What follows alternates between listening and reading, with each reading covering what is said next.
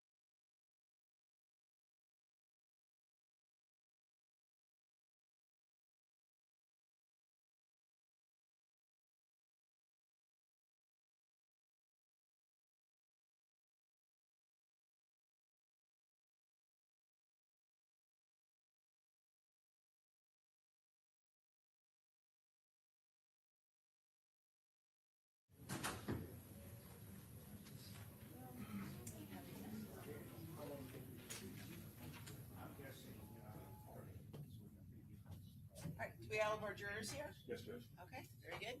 And let me see. Looks like we've got Ms. Steiger present.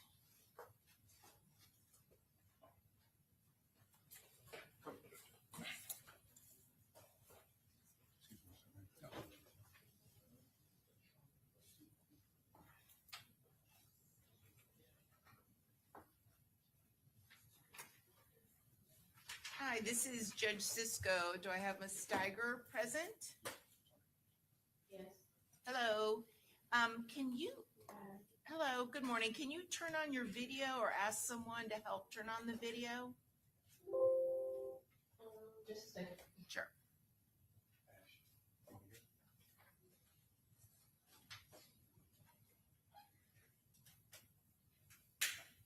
Oh, now the video's on. Where'd she go? Okay. Okay. All right, you're good. Thank you. Yes, sir.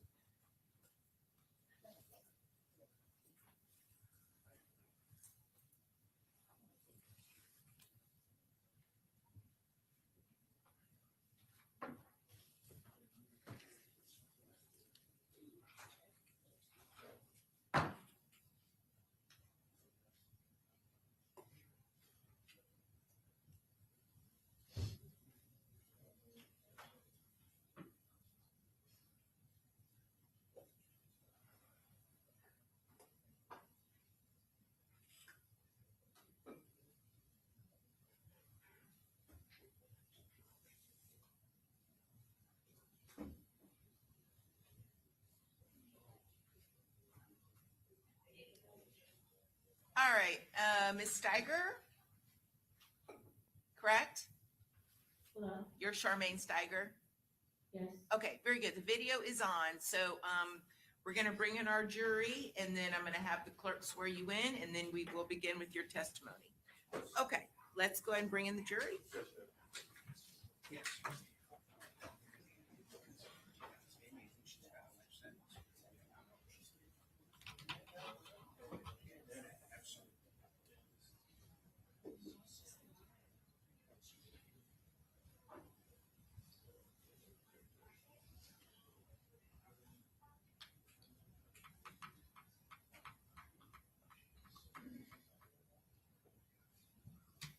Honor, I believe that the witness is requesting that the media not. Broadcast your identity. Okay, ask the media not to broadcast your identity.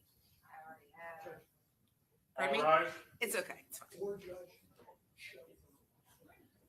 Right. Don't show the screen. Right. They know what that means. It's okay. It's okay. Just going forward from this moment forward.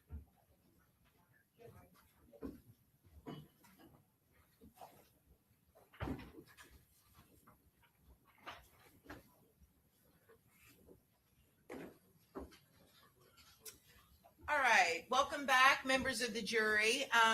So when we broke yesterday, we had one. Judge. Oh, sorry. Oh, That's no, right. Judge. Okay.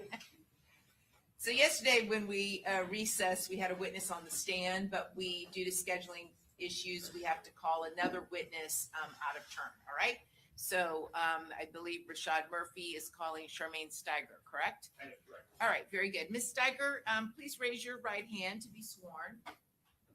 Do you solemnly swear or affirm that the testimony you're about to give in this class will be the truth, the whole truth, and nothing but the truth, so help you God? Yes. Thank you. Okay, you can put your hand down. You may proceed, Mr. Hernandez. Thank you, Your Honor. Ma'am, could you state your name, please? Charmaine Steiger. And Ms. Steiger, I believe you're in custody in jail in the Duval County Jail in Jacksonville. Yes. And are you in jail for a violation of probation? Yes. And are you scheduled to be released in the next few weeks, sometime in June? Yeah. Ms. Steiger, do you know the defendant, Rashad Murphy? Yes. And how long have you known him? Since we were teenagers. And how would you describe your relationship? Are you a romantic relationship? Are you his fiance? Yes. And you've known each other since you were teenagers. Would that be over 15 years? Yes, And do you have any children together? yes, we have 4 children. I'm sorry? Yes, we have 4 children. 4 children. Now, how would you describe Mr. Murphy, Rashad Murphy, as a father and in your relationship with him? He's a good man. He's a good father. He's a super father, meaning he's there through any and everything with his children. He never leaves his children's side. Anything that they need, anywhere that they have to go, he's there. He's a good man. He's a gentleman. And just from this situation happening, it's, it's a situation that my children have to go through each and every day.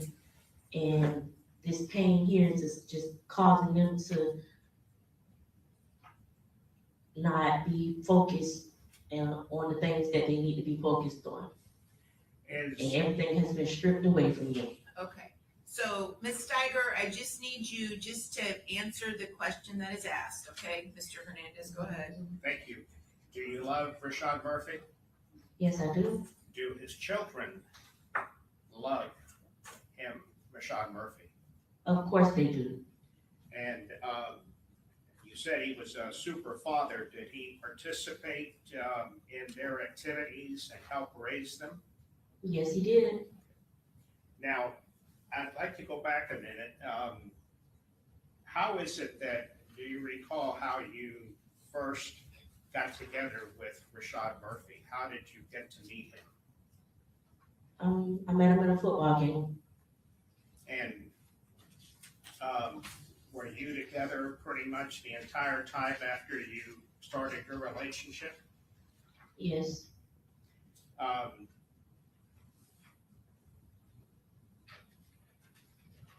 Back in, starting I believe in 2018, did several members of his family pass away? Yes, they did. Now, did his mother and cousin pass away in 2018? Yes. And his grandmother in 2019? Yes. Was Rashad the pallbearer for all 3 of those people that I just mentioned, family members, mother, cousin, and grandmother? Yes. Can you describe to the jury how you observed how that affected those experiences? How did that affect Mr. Murphy? As any other person would have lost a loved one, he took it really bad. To your knowledge, were they all buried next to each other? Yes. And are you aware if there was any type of vandalization of those graves? Yes, I'm aware of it. And how did that affect Rashad Murphy? He was pretty hurt by it.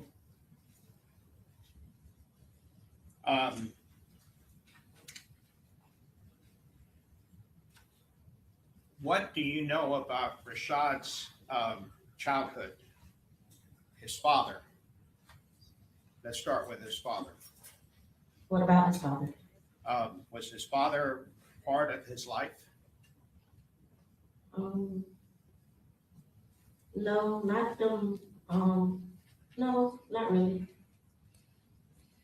Are you aware that, or was Rashad ever placed in foster care? Yes, I'm aware. And what about his mother? What type of mother do you have knowledge of was his mother to Rashad? She was a great mother. Pardon? She was a great mother.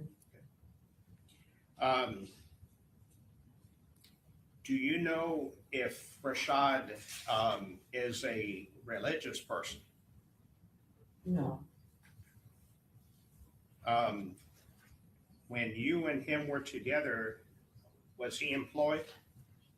yes, Did he provide for you and your children together? yes, Now, after the death of his mother, did you and Rashad become the legal guardian for Rashad's siblings, his brothers and sisters? yes, we did. You've already described him as a super father. Can you describe what type of brother he was to his siblings? He was an excellent big brother to his siblings. Who named the children you both share together? He did. What are their names? Major, Prosper, Adriana, and Gabrielle. Would coaching the kids in sports be one of his favorite things to do? Yes, Would cooking for you and the children be another thing that he enjoyed doing? yes, Would it be accurate to say that Rashad loves helping those in need? yes, Was there a time that Rashad worked at Walmart? yes, And was there a time while working at Walmart, that he saw a man sleeping at the bus stop after you picked him up from work? yes. Do you recall what Rashad did? I don't recall, I don't remember.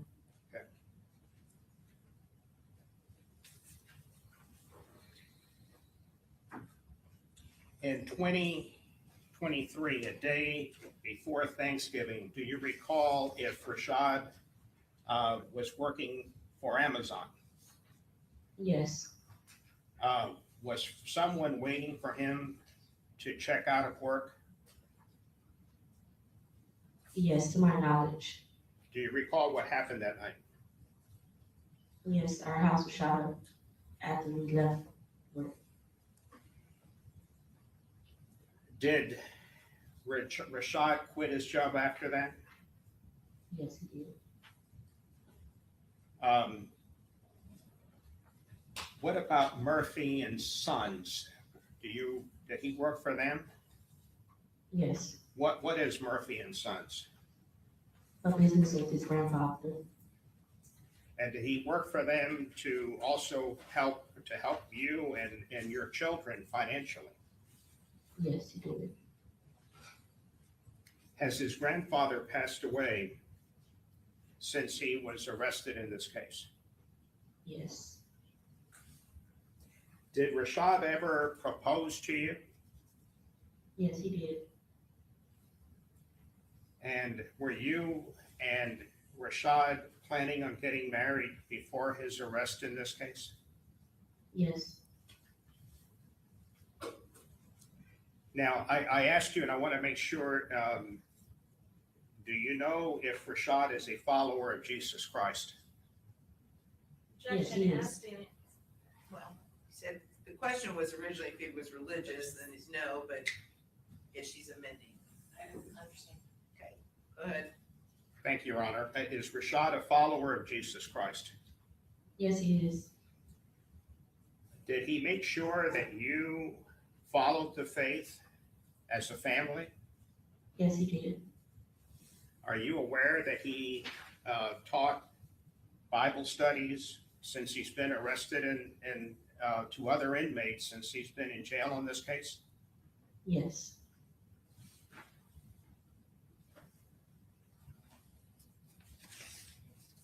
If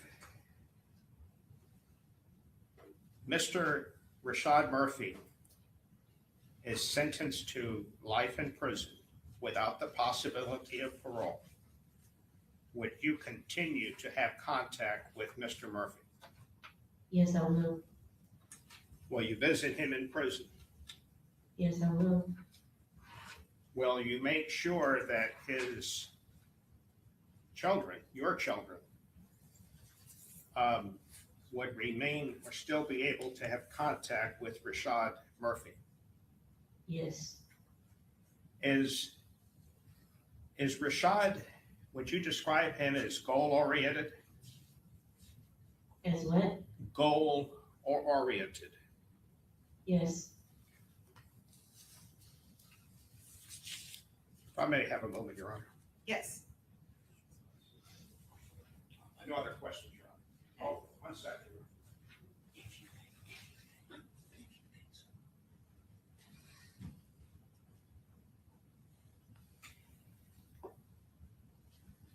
Before I finish, just want to have you elaborate, if you can, a little bit more about activities when Mr. Murphy was not in custody and serving as a in-person father to his children. Can you describe what activities he participated in with his children? Football games, basketball games, soccer games, pageants for the girls, father and daughter dance, all kind of activities.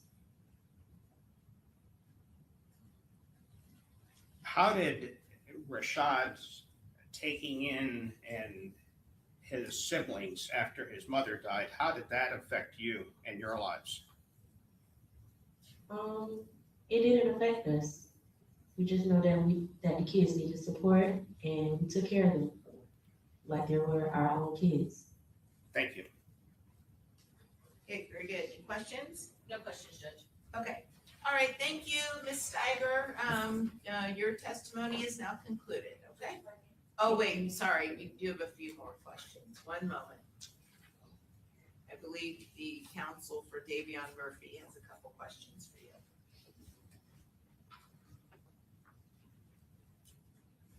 Good morning. Good morning. Do you know Davion Murphy? Yes, And how is it that you know him? he's Rashad's cousin. And what's your, can you describe Davion as a person? I can't because I haven't got to know him. He's been in prison Okay, for a long Alright. time. thank you. Mhm. Okay, any redirect? Oh, okay. Okay, very good. All right, thank you, Ms. Steiger. Now your testimony is concluded, so you can go ahead and, end the Zoom on your part, all right? Thank you. Okay, thank you. And is that it as far as Zoom witnesses this morning? Yes? Okay. All right, so let's get, Dr. is it Eisenstein back on the witness stand?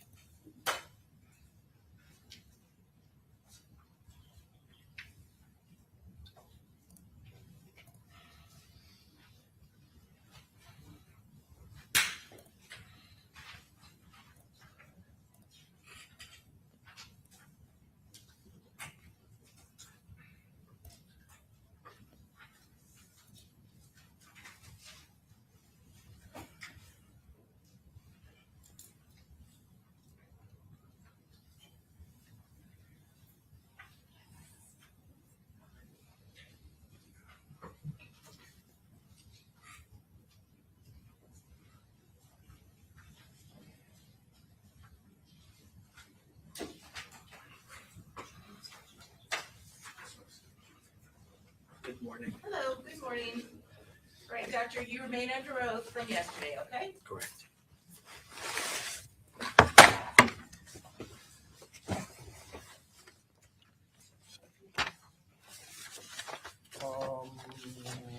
No.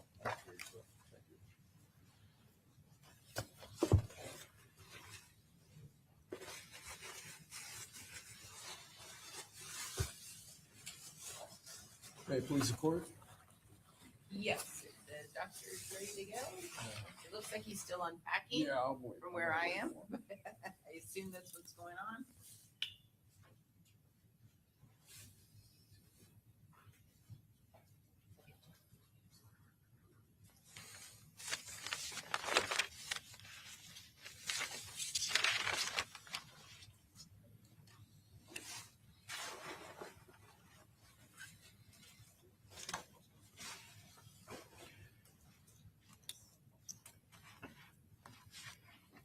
Good morning. Good morning. You all settled? Yes, I am. Okay. Sir, you are a neuropsychologist, correct? Correct. That is what you've done for, you said 4 decades, correct? Or about approximately. Correct. Okay. And you maintain, or you did at some point maintain clinical practices. Is that correct? I still do. You still do. Okay. So in addition to your forensic work that you do, where you consult with attorneys like Ms. Toomey, for Mr. Murphy, you do clinical practice where you see patients. Correct. But Mr. Murphy is not a clinical patient, correct? That's correct. All right. And consulting in legal cases like this, specifically capital murder cases where you would testify in penalty phase, you would consult to determine if there's mental health mitigation. That's a major part of what you do in your forensic work, correct? Correct. Right. So this isn't the first time you've come into a penalty phase like this in front of a jury and testified. Correct. Right? After your client's been found guilty, you come in and you're going to testify to what your findings are, correct? Correct. You are not a medical doctor, correct? Correct. You're not a psychiatrist, correct? Correct. Those are 2 distinct things. Would you agree with me? Correct. Okay. So you did go, or you did some work at Yale University, but you didn't go to school there, their medical school, to seek a medical degree, correct? Correct. When you met with Mr.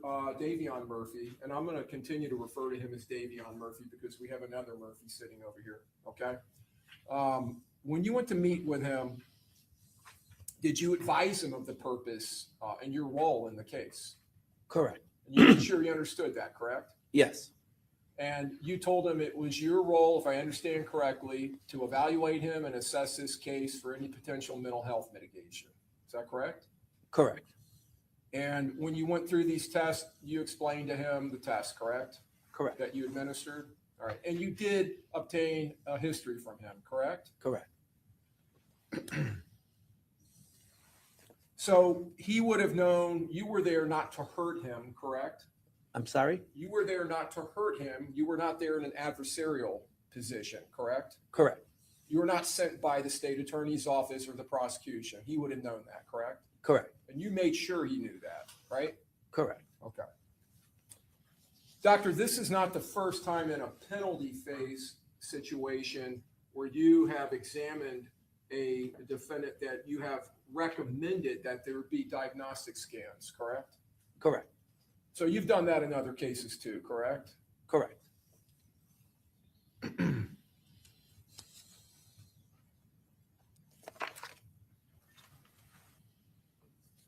Out of all the times that you've testified for a defendant in a penalty phase proceeding, and you've told us most of those were here in Florida? Correct. How many times do you believe that you recommended that they have some type of brain scan? The vast majority. And how many of those times that you've testified was that on behalf of the prosecution? Always on behalf of the defense. Do you know who Dr. Rubino is? Yes, I do. Have you worked on cases that he has been consulted by the same party? Yes.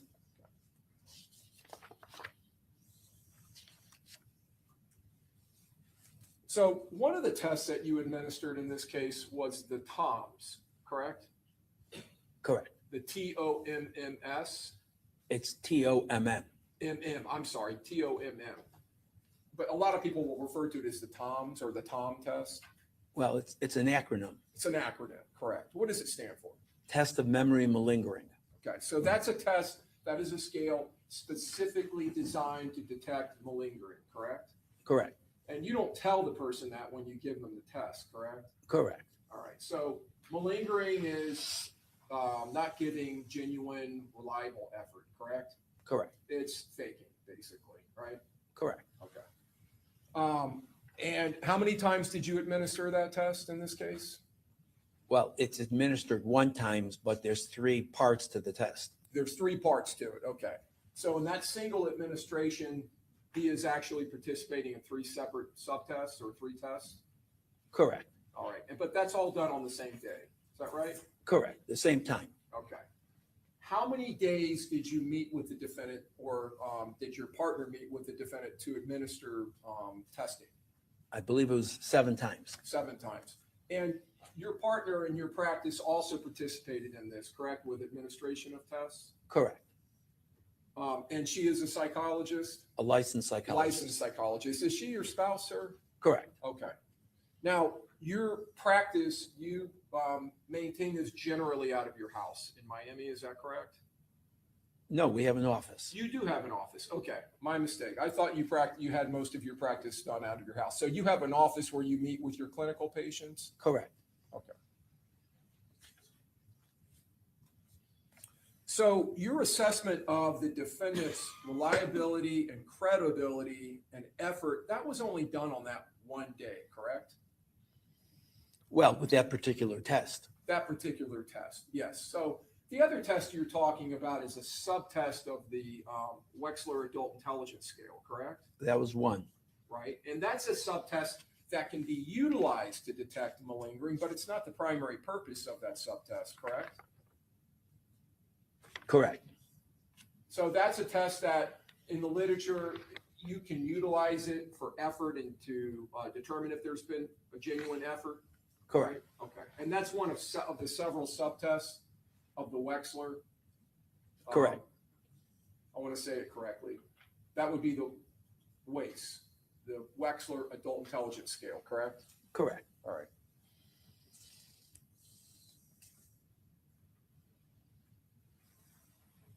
So on the other days where you were administering tests, is that it? Are those the tests that you administered for malingering?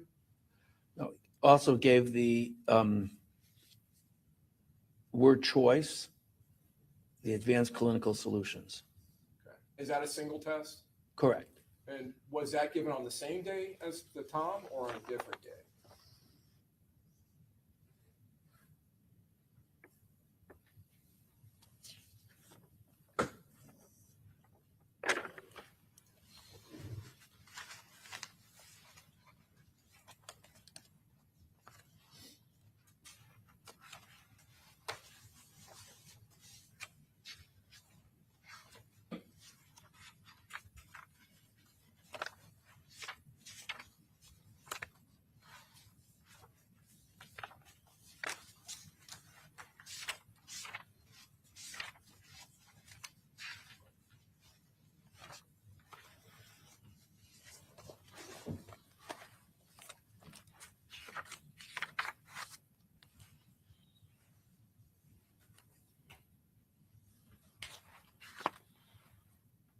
No, it was a different day. A different day. Okay. So on how many of the 7 days did you test for malingering?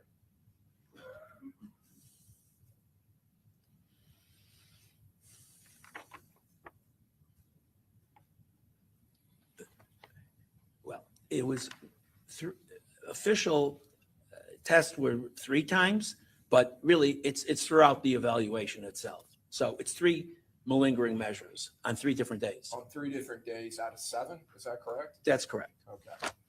So even assuming that he wasn't hedging or faking in some way in those malingering measures and just was not detected, on the days when you didn't test him for malingering, you had no measure to assess whether he was. No measure. And I'm not talking about your clinical assessment. I'm talking about a measure, a test. Is that correct? That's correct.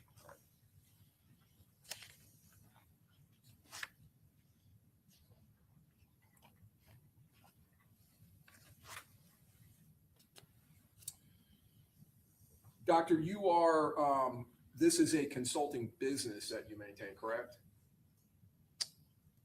I'm not sure what you mean by that. Well, it's part of your business to consult in these types of cases, correct?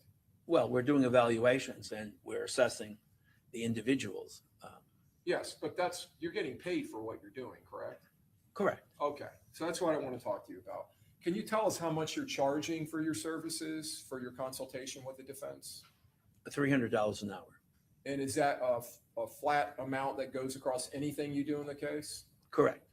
Okay, so $300 an hour to administer tests? Correct, and to conduct interviews correct, and $300 an hour during your testimony. correct. All right. And when the state of Florida took your deposition, you sent us an invoice for $300 an hour, correct? That's correct, For the multiple hours in that deposition process. correct. Okay.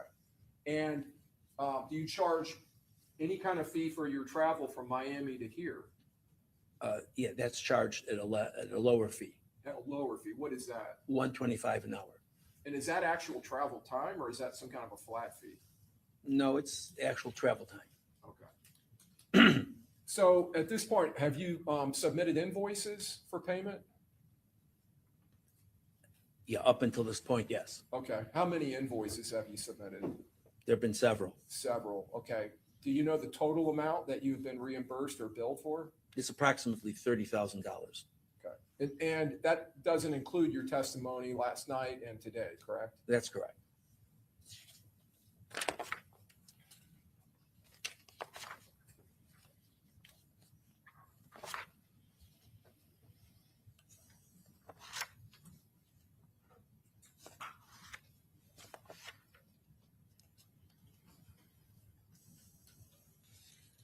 Doctor, one of the things that you mentioned the DSM-5, correct?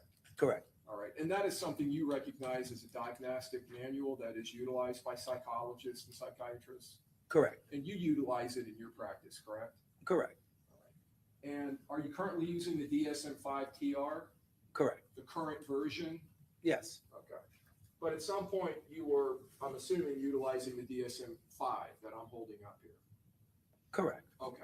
All right. When you're conducting testing and evaluation for cognitive functioning, correct? The DSM-5 and general practice in the field of psychology would indicate that you should, depending on the test scores, you should always seek collateral information, correct? Correct. And that was that's why you interviewed the defendant and spoke to his mother. Correct.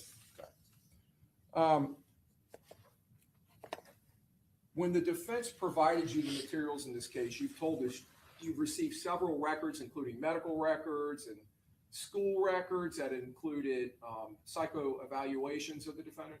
Correct. Right. Did they provide you with any of the law enforcement reports in this case? I don't believe so. Did they provide you with any video evidence in this case? No.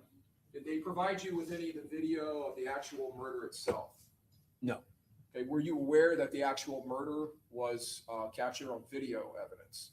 Correct. Okay, but they didn't provide that to you.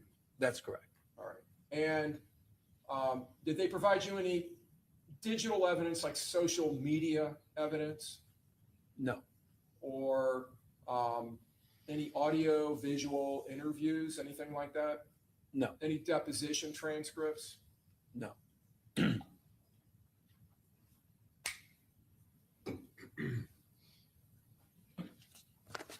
Now, they didn't provide you any police reports and they didn't provide you any of these videos, but you never requested those either, correct? That's correct. And you could have done that, right? Correct.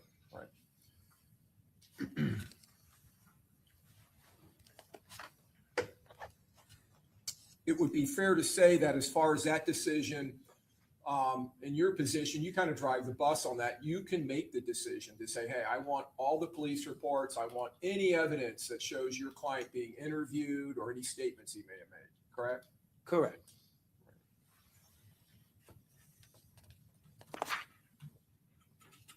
And there was nothing to prevent you from making that request, correct? Correct. Now, were you aware that Mr. Murphy, Davion Murphy, had made a statement to the police? Correct. Right. Do you know the contents of that statement? No. Have you reviewed any of it? No. So you haven't even reviewed like a minute of it? That's correct. Would it surprise you to know it's 2 hours long? No. And in the interview, the defendant is being interviewed by detectives, law enforcement, right? Correct. And the defendant is being questioned, at least in large part in the interview, about this case and about his culpability in this case. Were you aware of that? No. And in portions of the video, he is left alone in the interview room for several minutes in a couple different occasions and can be observed. Were you aware of that? No.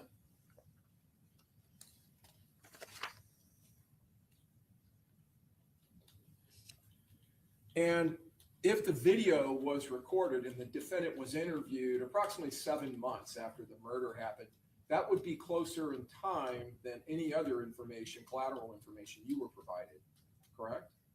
And I'm not talking about your testing or anything like that. I'm talking about collateral information.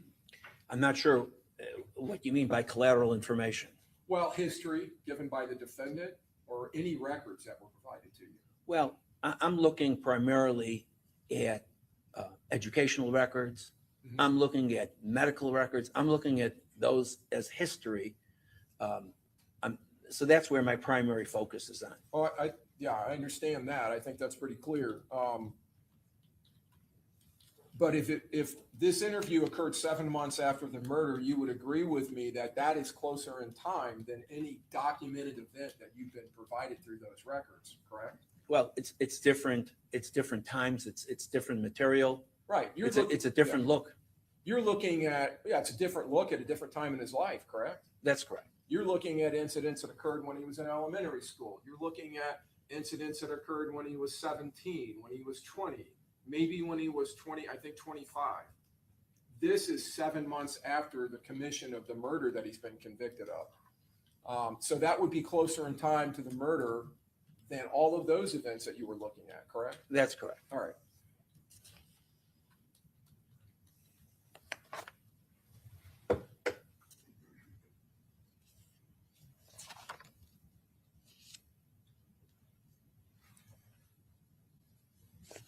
And one of the things that would be important, and I'll come back to that, but one of the things that would be important in your assessment, since you're relying so heavily upon your neurocognitive testing of the defendant, would be an assessment, as you talked about, that you tested for of his effort, of his genuine effort in those tests, correct? Correct. And you would agree that if he is not giving genuine effort, then the tests are really not a good reflection, correct? That's correct. And a lot of your testing, you're trusting on him to give you effort, are you not? Well, we're assessing for that. But other than that, the time when you did assess for that, even when you assess for that, even if you gave him a test later that day or right after that, you're still going to be relying upon him to give you genuine effort, correct? Well, again, that's my examination and evaluation of him. That's correct. Right. And then on the days when you didn't test whether he was malingering or faking, you had to rely upon him. You had to trust him to give you genuine effort, correct? Well, I'm not sure the word trust is correct. It's just giving effort in terms of what he's doing. Right, but you're relying upon him to do that, correct? That's correct. So that you have valid scores and valid testing, correct? That's correct. All right. So as a person who is analyzing and evaluating the defendant and his results on those tests, you have to consider any potential motive or bias that he may have to fabricate or to fake, correct? That's correct. All right. And, or not give valid effort, right? Correct. Okay. And looking at a 2-hour interview of your client by detectives, that could be critical in making an assessment of this person's reliability, correct? And their credibility, Correct. right? Okay. And having the facts of the case, the actual facts of the case, to be able to even make a more informed decision as to the credibility when he's being interviewed by the detectives, to be able to contrast what the evidence shows and what he's telling the detectives. That would be critical also, wouldn't it? Or could be helpful, right? Correct. It would have given you possibly a lot more data and a lot more information to consider his potential bias and credibility, correct? Well, again, that speaks to that particular time, his responses, but I'm looking at it a different aspect. So you would agree with me as far as bias that there is no one involved in this case. There's no one sitting in this courtroom that has more bias than Davion Murphy or these other defendants would have to potentially fabricate or fake their way through neurocognitive testing, correct? That's a possibility. Right, and they But have, I evaluated for that, I assessed that, and I made a determination I that understand. he was not faking. I said that. right, And, I understand and that. if he would have been faking, the test would have been quite different. Well, what I'm asking you is, he has a bias, correct? An inherent built-in bias, right? Everyone has a bias. But he has a massive potential bias because he may potentially be facing the death penalty, correct? That's correct. And at the time you administered those tests, he was facing charges of capital murder and, if convicted, a potential death sentence, correct? That's correct. And he had that in his mind. That would have been in his mind when he was taking these tests, correct? That you were administering. Well, again, as I stated, if he would have been faking on the test, they would have shown up, the scores, the results would have been quite different. That's not the case. So from a neurocognitive point of view, in terms of doing tests, assessing his cognitive abilities, I made the determination that he was not faking. If he would have been faking, Yeah. the results would have been quite different. My testing would have been different, and that was not the case. Right. And I'm not asking you that. I'm asking about his potential bias, Right, right? but I think I answered that, and I Right. think I'm telling you that during the Okay, Your Honor, at this examination, point, I'm going to object that he's being non-responsive. Well, Now he's arguing with me. okay, all right, I think the question has been answered, so please ask your next question. Okay. And okay, we established, you agree with me that he has a very large and obvious bias. So my question to you is, that bias would have been in his knowledge and in the back of his mind when he was taking the test you were I think I administering. answered that already. And that would be yes, right? No, the answer is no. It wouldn't be in his mind? Again, I think I answered that. You stopped me in the middle of Okay. my answer. So you're telling this jury you do not believe that Davion Murphy would have had in the back of his mind, knowing that you're there to assist and help him and knowing that you're there to find any potential mitigation, that he is potentially looking at a capital murder conviction and then a potential death sentence? I didn't say that. Well, that's my question. That, of course. I didn't ask you about your findings about whether you think he's faking. I'm asking about his bias. Well, of course, that's on his mind.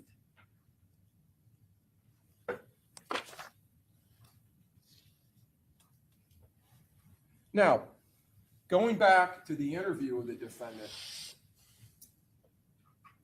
assuming that the detectives had identified themselves and had identified what they were questioning the defendant about, all right, I just want you to be fully informed in this question. If the defendant lied to the detectives during that 2-hour interview, not once, but multiple times, that could potentially also be critical evidence for you to look at as far as assessing his reliability, correct? Well, it relates to that particular incident. Well, it would relate to this person and whether he's telling the truth in a very pressure tested situation, being questioned by detectives, right? That's true. Okay. And if he had the ability, and we're going to move now beyond looking at collateral evidence of his reliability or his trustworthiness, if he had the ability to fabricate lies where he is weaving them around facts. I was in Tampa, I was there Sunday, but I didn't get there till Sunday. And I know you don't know a lot about the facts of the case, but this is really to remind the jury in this question. He's able to lay into a weave of lies some facts to try to anchor in more of that lie. That would be significant to you in your analysis and your evaluation of his cognitive ability, correct? I told you, I think I answered that, and I'll answer it again. Well, I haven't asked you about cognitive. Well, you just assessment. mentioned that. So if you want, I can answer that. Okay. You can ask It would another be question. it would be critically important to that, right? Or potentially critically important to that. Again, that is something on his mind, but that's what I did not evaluate what his state of mind was or his interview. That wasn't part of what I did. Okay. Well, you would agree with me. It's not just something on his mind. That goes to his cognitive functioning, his ability to create lies out of whole cloth, correct? Again, that's how he that's how he responded. My neurocognitive evaluation goes to another area altogether. And you would agree with me, I think you said this. I think you said this yesterday. There is no perfect test, correct? I think you said that. There is no perfect test or test performance. I'm not sure in what context. I'm talking about your neurocognitive testing, especially the administration of the Wechsler Adult Intelligence Scale, that there is no perfect test or testing scenario. Well, I don't think I said that. What I said was that the ultimate score of any test, there's room for error in terms of how it's scored and how it's interpreted. Good enough. It's not 100%. Okay, that's correct. All right. And that's why there's a 5-point up and a 5-point down, and it's a band that it sits within, correct? Correct. In the waist. Okay. So you have that error rate of 5 points either way, correct? Correct. All right.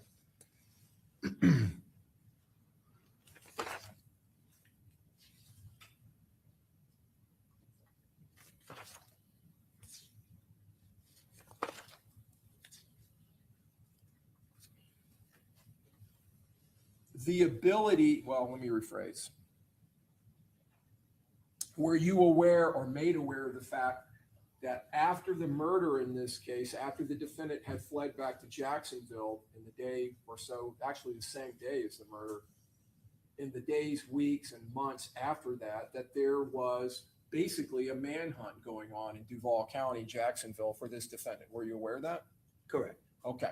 And there were advertisements by law enforcement on social media, on billboards, and on TV up there with the defendant's face being plastered around. You had been made aware of that?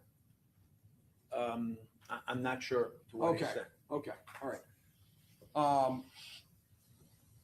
Considering that fact, and the fact which is pointed out to the defendant in his interview by the police, that the defendant for 7 months was able to live in Jacksonville, the city of Jacksonville, and evade the police, evade capture.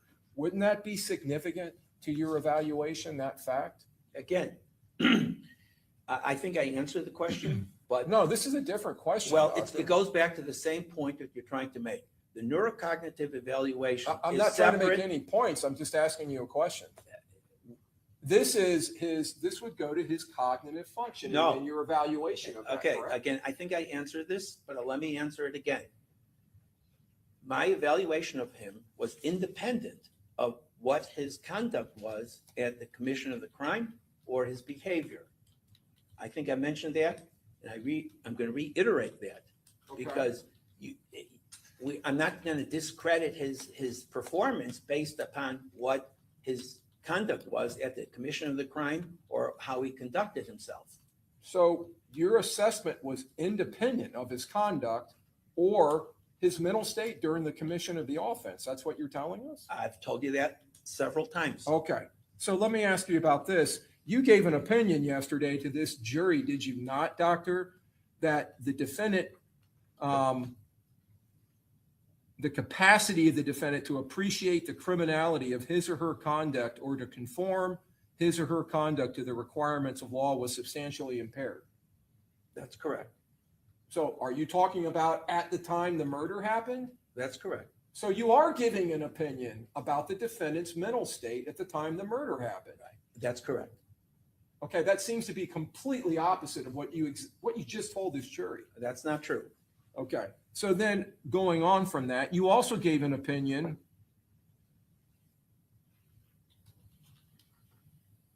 that the defendant was, the felony, the murder in this case, was committed while the defendant was under the influence of extreme mental or emotional disturbance, correct? That's correct. And again, you're giving an opinion about his cognitive state, right, at the time the murder happened. That's correct. All right. So let me ask you some questions about that. So since you didn't look at a shred of the police reports in this case or see any of the video of the murder in this case, were you aware of the fact that the defendant in the hours before the murder actively took efforts to conceal his identity from any camera systems or from detection by the victim and his friends? Were you aware of that? He's harassing the witness, he's been asked and answered repeatedly. Overruled. Go ahead. Were you aware of that? No. Okay. Were you aware of the fact that the defendant when the murder happened, was dressed in all black, covering every part of his body except for his eyes, which had an orange or reddish colored ski mask on. Were you aware of that? No, That he took active measures to conceal his identity? Were you aware of the fact that the defendant, before shooting at the victim and his friends, snuck along, excuse me? Objection. This is repetitive, it's been asked and answered. Overruled. Were you aware of the fact that dressed up in that outfit with a high-powered rifle in his hands, that he snuck along behind a bunch of cars to avoid detection by the victims and took up a position of concealment? Were you aware of that? no, Okay. Were you aware of the fact that the defendant did not come out of concealment until he absolutely had to, as the victim was fleeing in his car in a desperate attempt to get away, that he then revealed himself and opened fire on the victim's car? Were you aware of that fact? no, Were you aware of the fact that as the victim was fleeing in his car, that the defendant actively, purposely, intentionally followed the victim's car, running towards it, and then opened fire as the victim was fleeing away from him? Were you aware of that fact? No.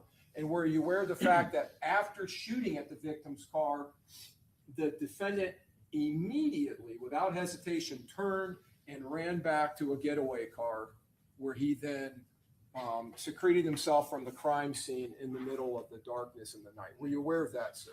no, Okay.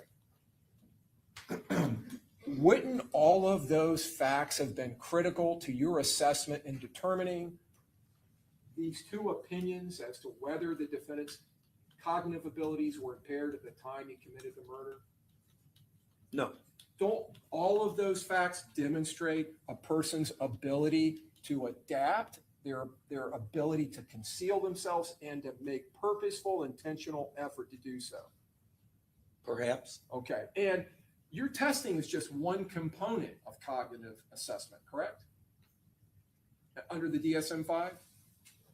I'm not sure what you're asking. Well, when you're assessing a person's intelligence or their cognitive abilities, IQ testing like the WACE, that's just one aspect of it, correct? I conducted a neuropsychological battery that consisted of many different areas of brain function, not just the IQ. Right, I understand that. So in addition to your neuropsychological testing, the DSM-5 recommends, when you're determining cognitive ability, that you need to also look at adaptive behavior, correct? That's correct. Behavior where a person is able to adapt to everyday living conditions, correct? Correct. All right. And wouldn't you agree with me that adapting oneself to a living condition where you're consistently, continually aware that the police are seeking you out and attempting to locate you and find you, that adaptation would be critical to your assessment in this case?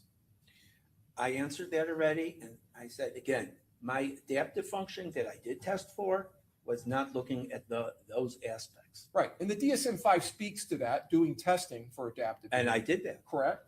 But the DSM-5 also speaks to looking at collateral information of adaptive behaviors, correct? That's correct. All right. Let's go through a couple of those, if you don't mind. I don't believe we heard about these yesterday. Let me find my glasses.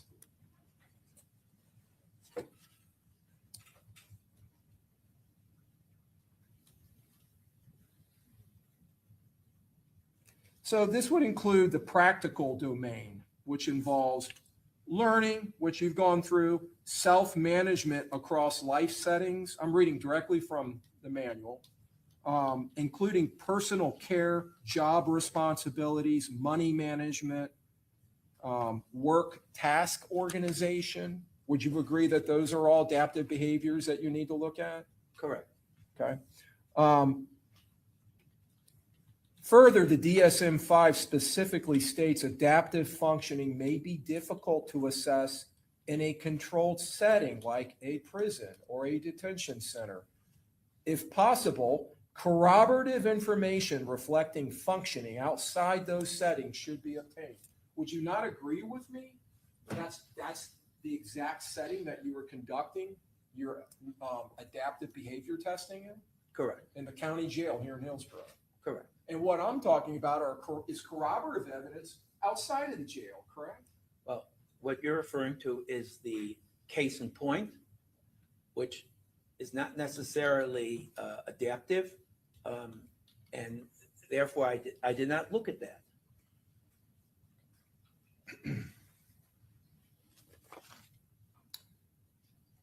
Let me talk about some other adaptive behavior that we didn't hear about yesterday. So one of the things that you're to look at, as I brought up there, was job responsibilities and work task organizations, basically employment, the ability to obtain and maintain employment. You would agree with that, right? That would be an adaptive function. Correct. All right. When you interviewed Mr. Murphy, he gave you a work history, did he not? Correct. Okay. And the work history included his first job at Burger King, where he worked, I believe, for 6 months, correct? Do you remember that in your report? I don't think it was Burger King. If you look to, let me see if I can find it.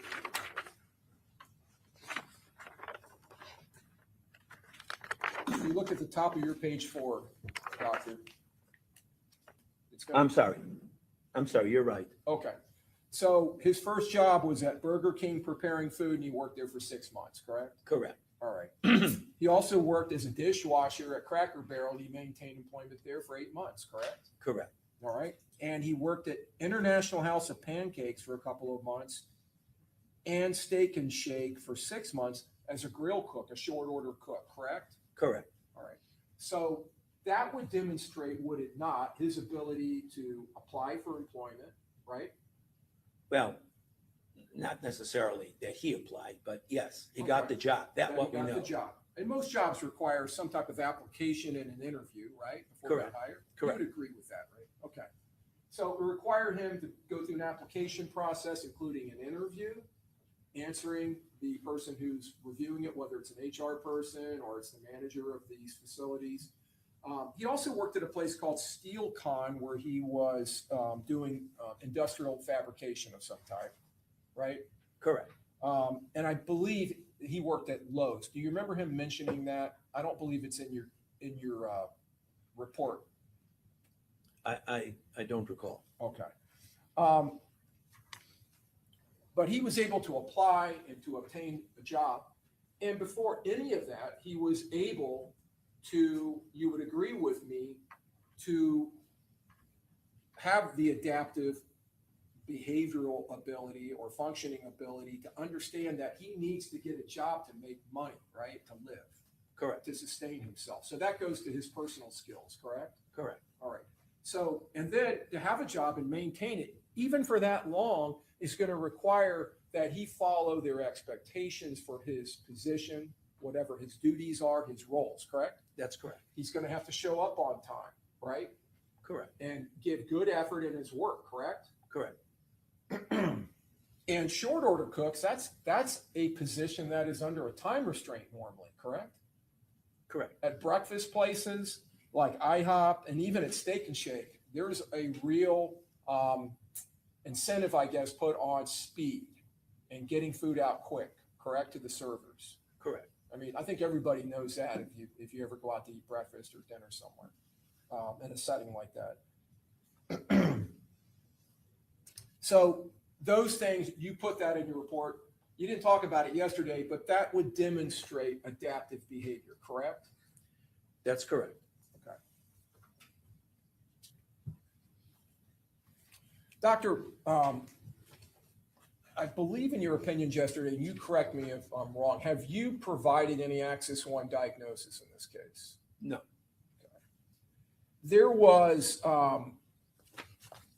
you mentioned yesterday there was a time period let me look, where the defendant was prescribed Seroquel. Correct. It was a short time, correct? Correct. And you said Seroquel is an antipsychotic medication, correct? That's correct. That's what it was, I think, originally developed for and still is used, correct? That's correct. But it's also utilized to treat depression, correct? Correct. And anxiety. Correct. And especially in incarcerative settings, like in the Hillsborough County Jail, in low doses, 30 to 60 or 80 milligrams, it's utilized for insomnia or for inability to sleep. Perhaps. Okay. And in fact, I believe what he told you was it would make him tired when he took it.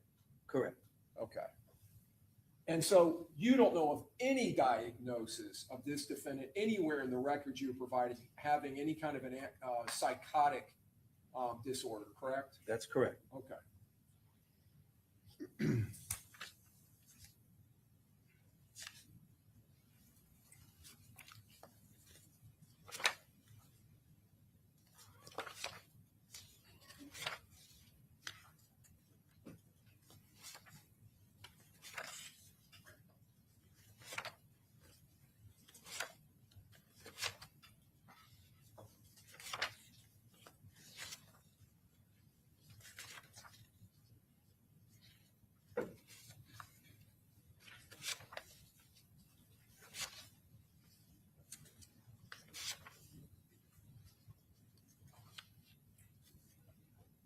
Before I move on from work, I know it's not in your report, but you interviewed the defendant on multiple occasions for multiple hours, correct? Correct. And you've distilled that down to about a page and a half, correct, of history in your report? Correct. Did he advise you that at one point the Cracker Barrel job, maybe the IHOP job, those were jobs he held in the city of Orlando? That's correct. You remember that? Okay. So you were aware of the fact that the defendant was able to manage a move from his home of Jacksonville to the city of Orlando, correct? Correct. And all of the associated things that involves obtaining residence, paying rent, signing a lease, all of the things that you would think of when someone moves from one place to the other, right? That's correct. Okay. And he was able to do all of those things, correct? Well, again, he wasn't living alone. There were some assistants. He was living Right. with a girlfriend. For a part of that time. Right. So Yeah. what he did and what he got assistance was, that's Right. unclear. Still a move though, right? That's correct. And that would show the ability to manage oneself through everyday life, correct? That's correct. All right. You would agree also, before I move on, as far as the work itself and being able to maintain employment, that a person in those positions that the defendant told you that he held, the work he held, would require someone to work as part of a team, right? Correct. To be able to get along with their fellow employees and work efficiently with them. Correct. And without getting into the specifics, he told you the reasons that he may have lost a job had nothing to do with merit or his ability to perform the tasks at the job, right? Correct. Okay, all right. Were you aware, did he tell you that at one point, because of the cost of living in Orlando, that he actually was juggling 3 jobs at the same time? Correct. And he actually lost one of them because he was trying to do 3 at the same time? Correct.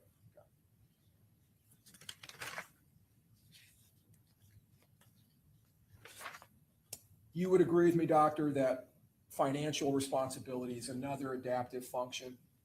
Correct.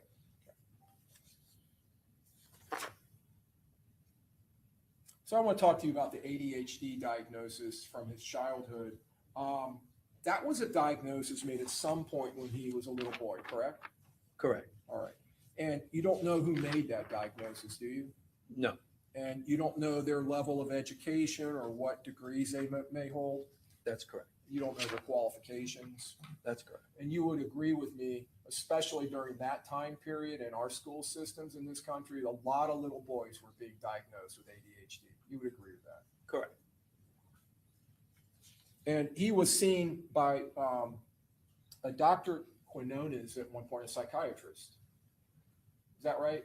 Correct. With his brother. Correct. Yeah. And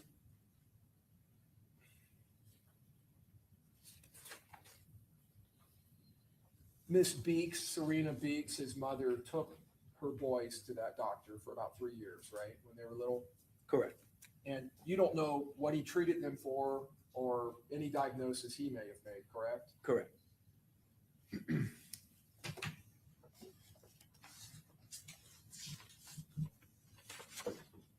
There's nothing to reflect that that doctor had did anything in reference to ADHD, correct?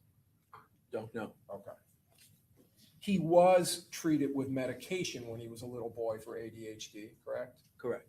Vyvanse, is that how you pronounce it? Correct. And Ritalin? Correct. And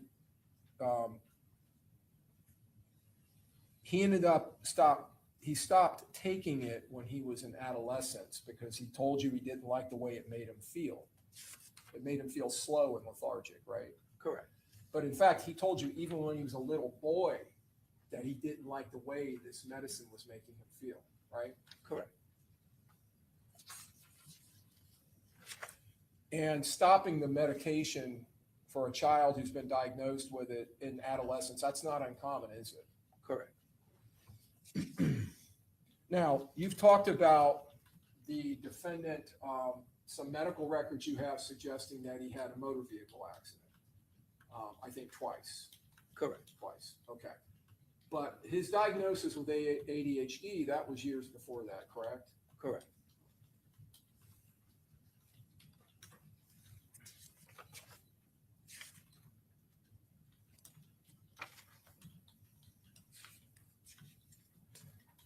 Now, yesterday, it wasn't discussed in your direct examination, I don't believe, and it may have been. If it was, then it's my mistake.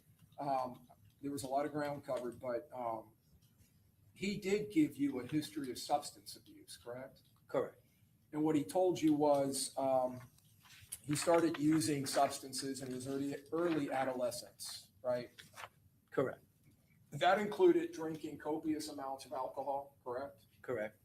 Smoking marijuana, Correct. and I believe taking MDMA or ecstasy. Correct. And that's behavior that he told you has persisted into his adult life. Correct. And correct me if I'm wrong, but the DSM-5 always advises in anything that you're looking at, as far as mental health, that you need to rule out any kind of substance abuse and its effects or the effect it may be having on the person, correct? Correct.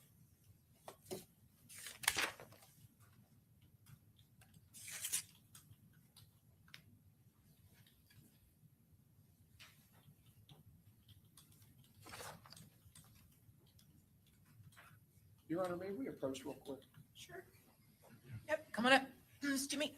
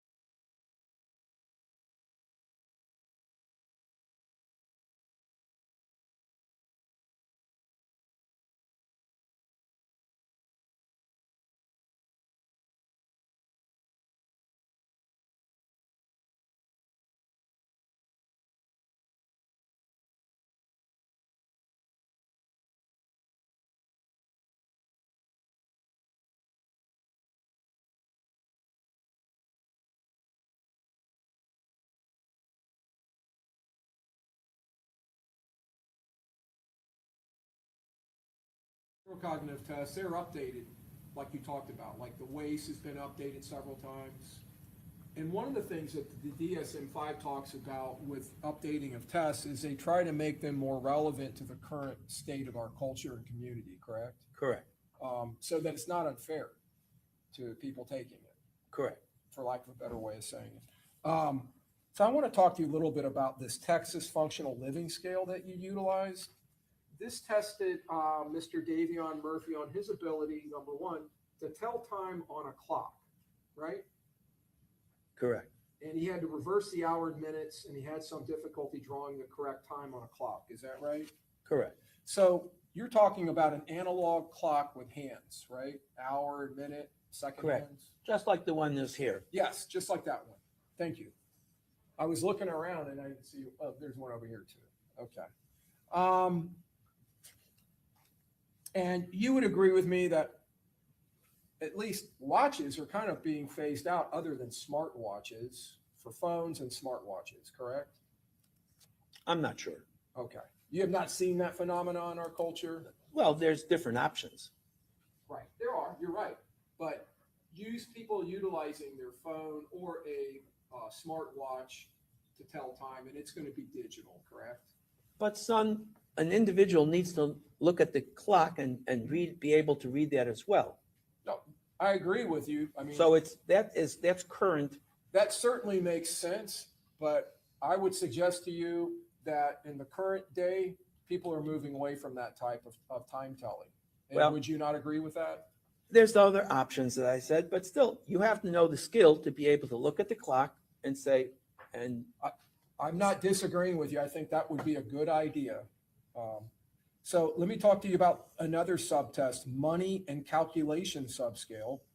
In this one, you have him in the severely impaired range because he was, at times he was able to count change correctly, but was more inaccurate than not in changing out dollar bills and coins that were placed in front of him. So I think you know where I'm going. Currency is kind of being phased out in this country too over the last couple of decades, right? People are using their credit cards, their debit cards to pay for things. They just swipe, or even better yet, and I don't know where my phone went, which has scared me a little bit, so I'm using this Doherty's phone. People are using their phones. They just put it up to the register and it rings up, right? people still use cash. A lot of people do. I agree. Cash has not been discontinued. Okay.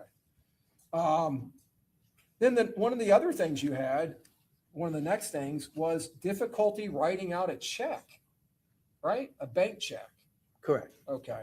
And in fact, Mr. Murphy told you he had never written a bank check, Correct. correct? You would agree with me as far as making payments like lease payments and rent payments and things like that. A lot of that occurs online now with bill pay, Venmo, PayPal, all kinds of things like that, right? That's correct. Mr. Murphy, another one from this test, did not know how to look up a person in a telephone book, right? Now, what's significant about that is that it's Enough. true Yeah, that go ahead. telephone books perhaps have been discontinued, but the skill that we're looking at is going in alphabetical order, knowing the ABCs, and that's a skill that you need no matter what you're Right. using, what means of media that you're using. One has to know the alphabet in order to find anything that they're looking for. Mr. Murphy is 28 years old, is that correct? He was born in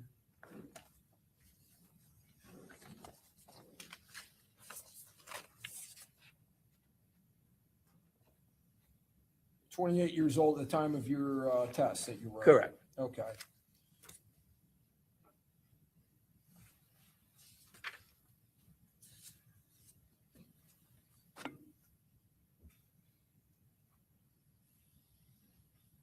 January 10th, 1997.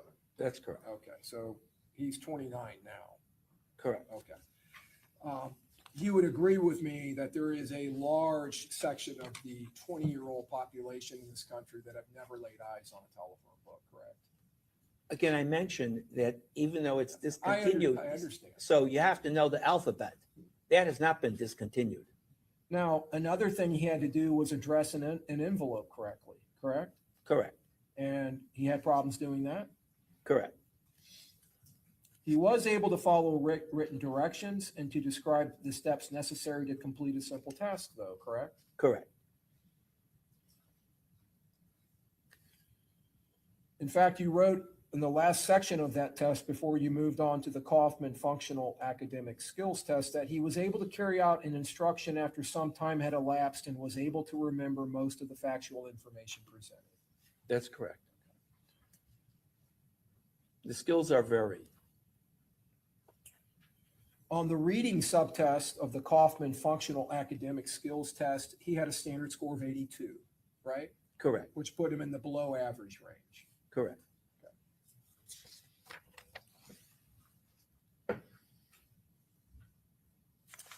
Going on to your executive functioning testing, the DELIS, that's DELIS, Kaplan Executive Function System Verbal Fluency Test.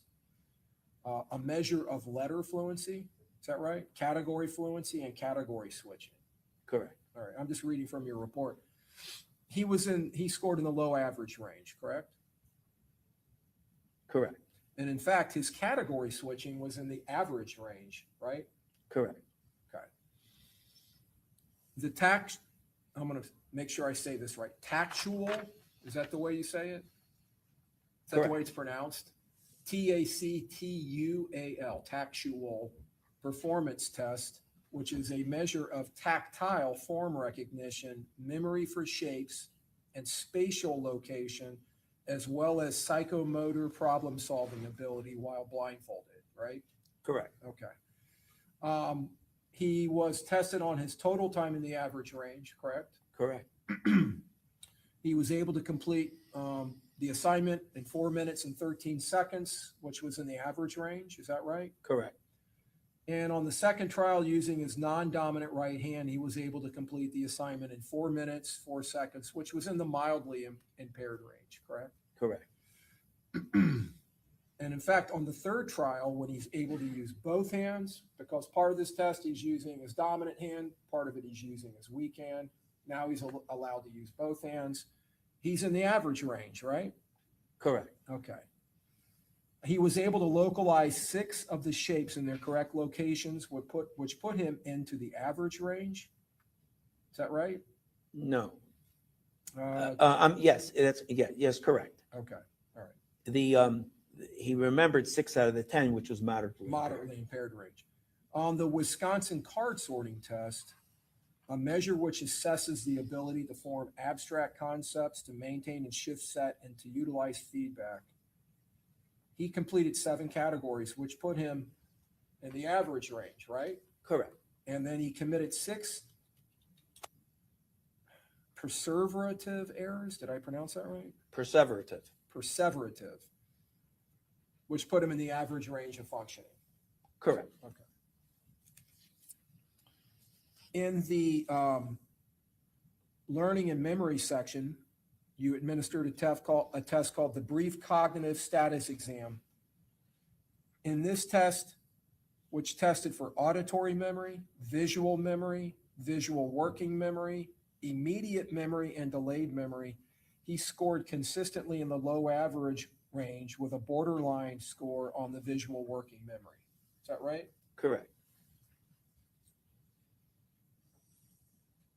And you noted the scores were, again, better than expected compared to his IQ scores, correct? Correct.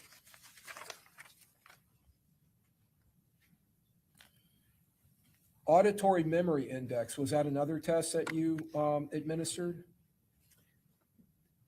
That was part of the Wechsler memory scale. That's part of the Wechsler memory scale. This is a subtest then. That's correct. Okay, and this is on top of page 10. You indicated his ability to recall word pairs over multiple trials was in the average range, correct? Correct. And his ability to retain the information after a delay with interference was in the average range. Correct. Under the visual memory index of that same test, Mr. Murphy's ability to recall visual and spatial details was average, both immediately and after a delay, right? Correct. And his ability to view a design and draw it immediately from memory was in the low average range. Is that right? Correct. Okay. Going to your language area, are we still under that same general test, or is this a different area now? These are different tests. Okay, these are different. Under language, in the expressive vocabulary test, second edition, which measures word knowledge and expressive language, you put his score in the low average range of expressive language functioning, correct? Correct. His expressive language score was 31 points higher, significantly greater than his receptive language score. Is that right? Correct.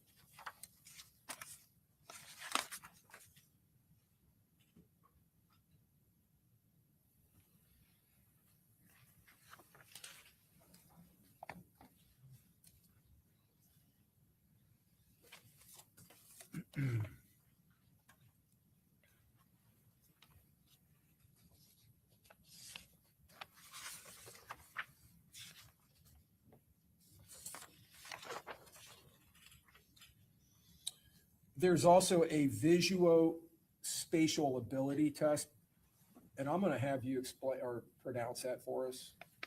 The REY test, Ray. The Ray Asterisk Complex Figure Test. Thank you. A test of constructional ability, visual constructional ability, and visual memory. You indicated that Mr. Murphy obtained a 16.5 of a possible 36 points, correct? Correct. And that put him within the average range. Correct. And then in the Hooper visual organization test, he again scored in the average range. Correct.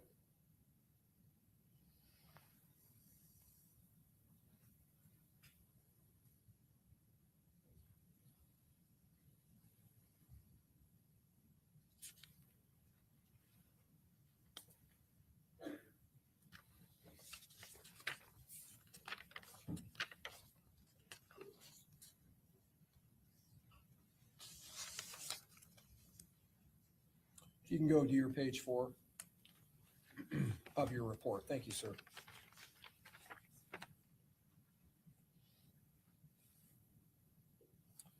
Mr. Murphy reported crashing a golf cart into a car wash when he was a little boy, right? Correct. And he said he hit his head on the steering wheel. Is that right? Correct. And he had headaches. Correct. Now, was he the only source of that information? Correct.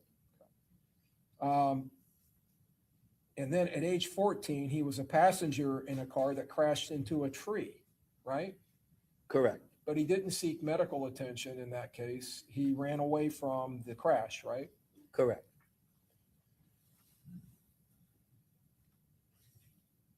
And in that instance, in that case, that crash into a tree, he's not reporting to you any kind of head injury, correct? Correct. And then he reported to you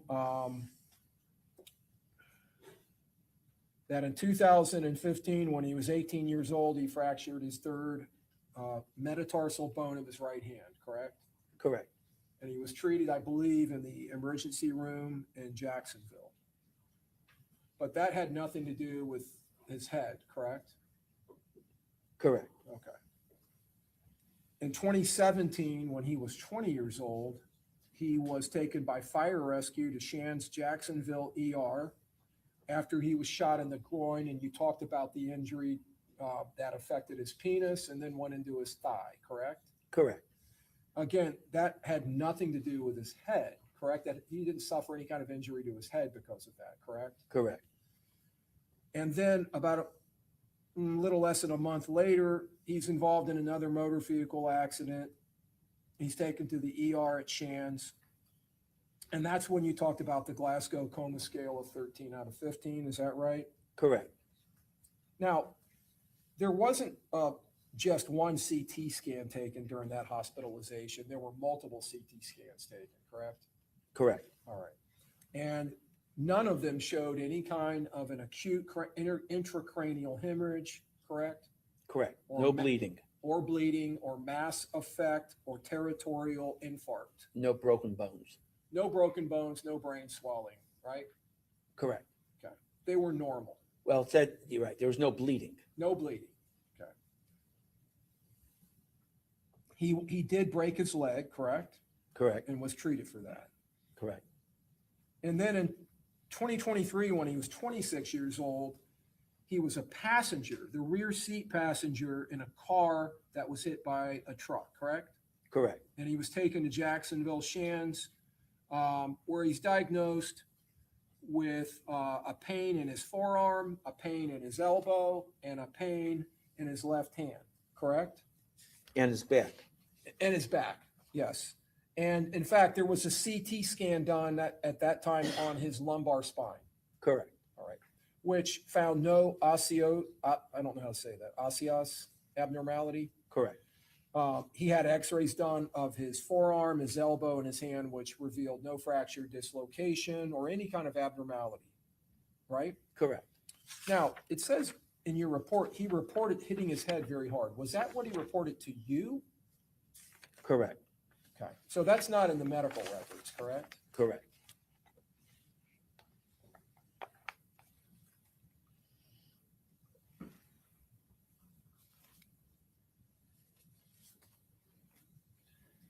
Going back to when Miss Beeks had taken him to the Christian Academy when he was in 8th grade, Mr. Murphy told you, Davion Murphy told you that he did much better academically and graduated from elementary school in that facility, correct? Correct.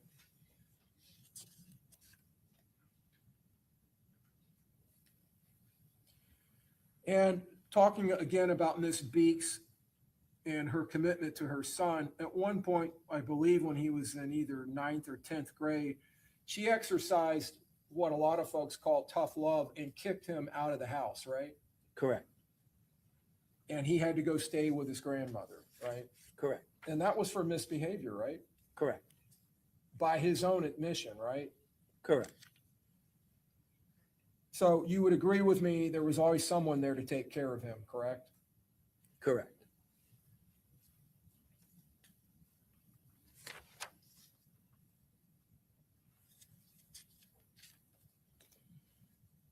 You mentioned and you were asked questions about the FCAT testing, right? Correct. Okay.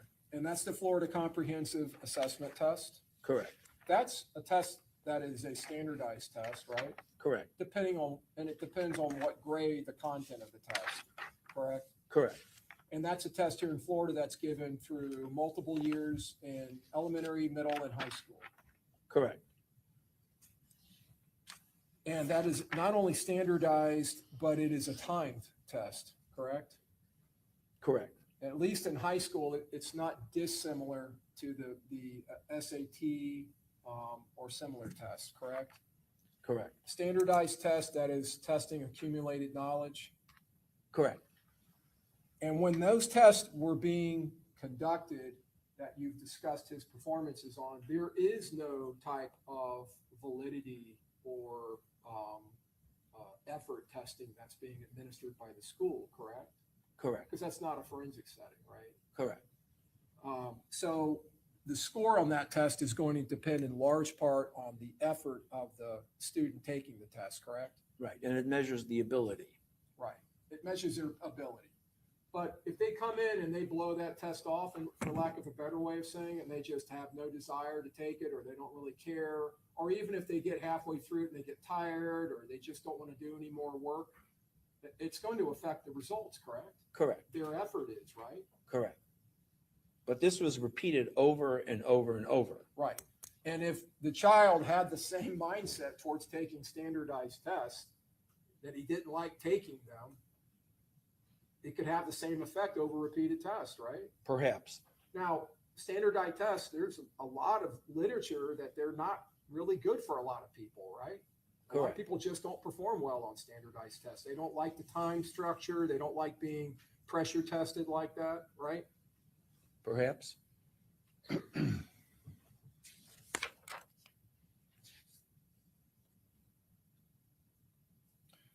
The only IQ test in his history before you tested him was the WISC, right? Correct. and the Wechsler Intelligence Scale for Children.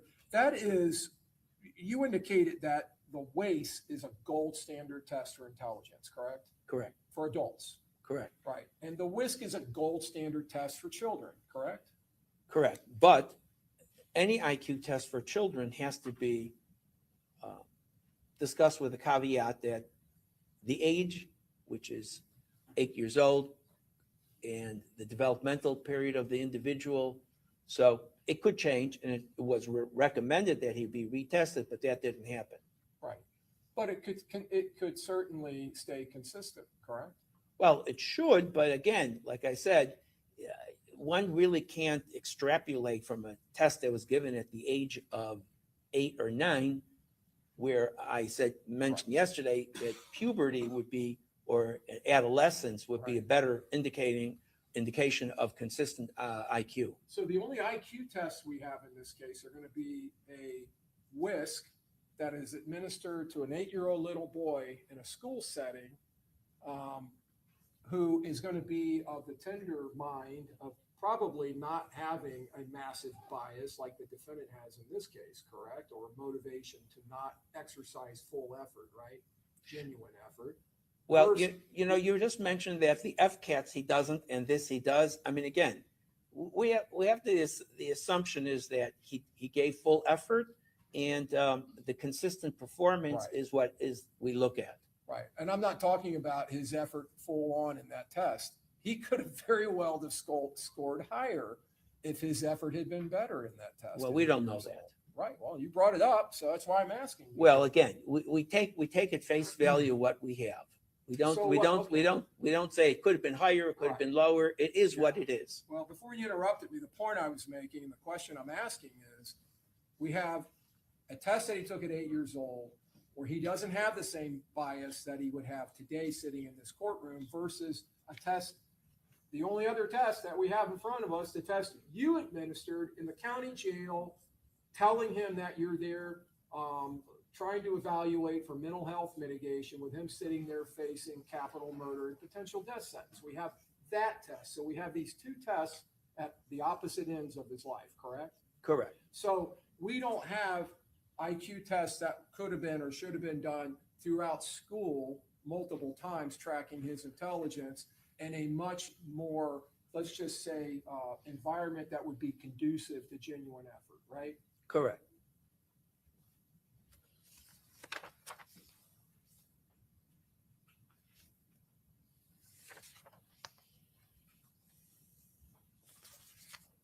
And his test at that time at 8 years old was an 81. You told us that yesterday, correct? Correct.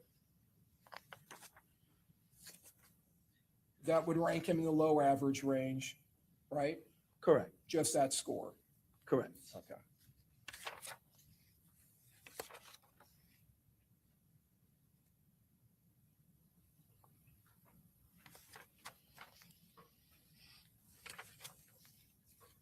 May I have one moment, Your Honor?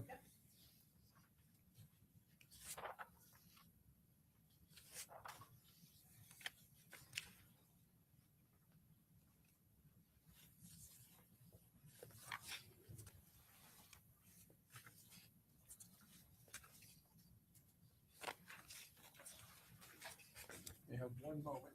Real quick. I have nothing else, Your Honor. Thank you. Okay, very good. So before we do recap, let's just take a quick 10-minute morning recess, okay? We'll be back. All rise.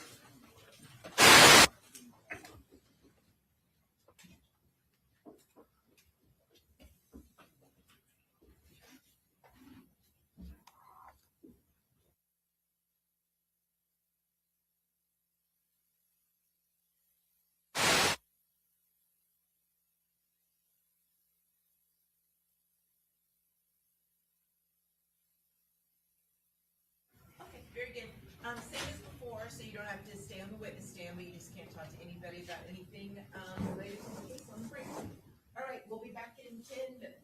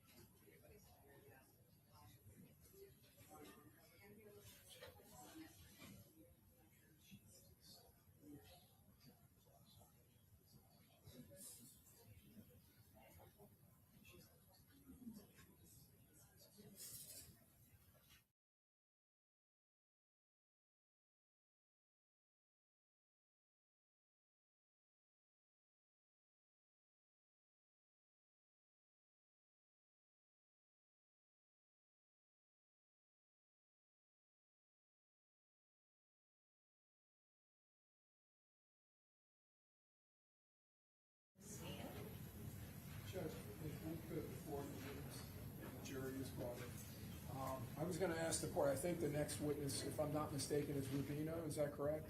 Yes. I was gonna ask for if we could take a break, either lunch break, or if I could have an extended 15 to 20-minute break before he testifies. I need to consult with my expert witness, who I just retained, basically over the weekend. I just got Dr. Rubino's deposition late yesterday and provided it to him. He has not produced a report. He's given me a PowerPoint with multiple images on it. And I haven't really had a chance to communicate with my expert about it. Okay, Gunnar, I have my doctor, if the court wants to call him up. Dr. Collins? Collins. are you ready to go with Collins? Yeah, Yes. I can do Oh, Collins. Yeah. Yeah, we can at least do his direct. How long do you think you'll be on direct, Danny? Probably 45 minutes. Maybe we could do that up to lunch or something. Or Do that's what? up to the court.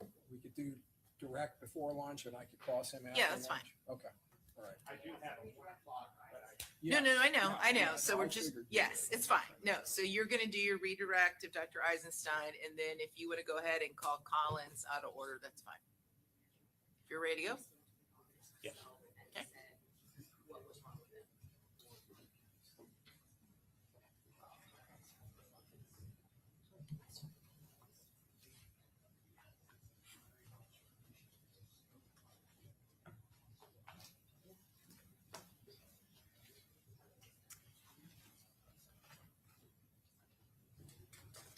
Okay, welcome back. All right, let's bring our jury in.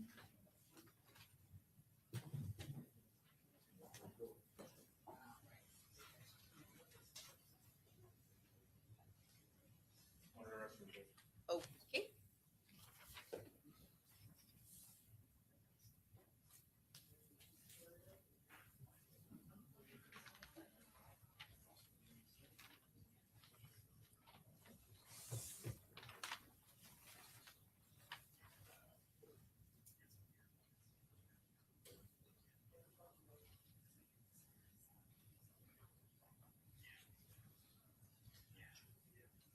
All rise.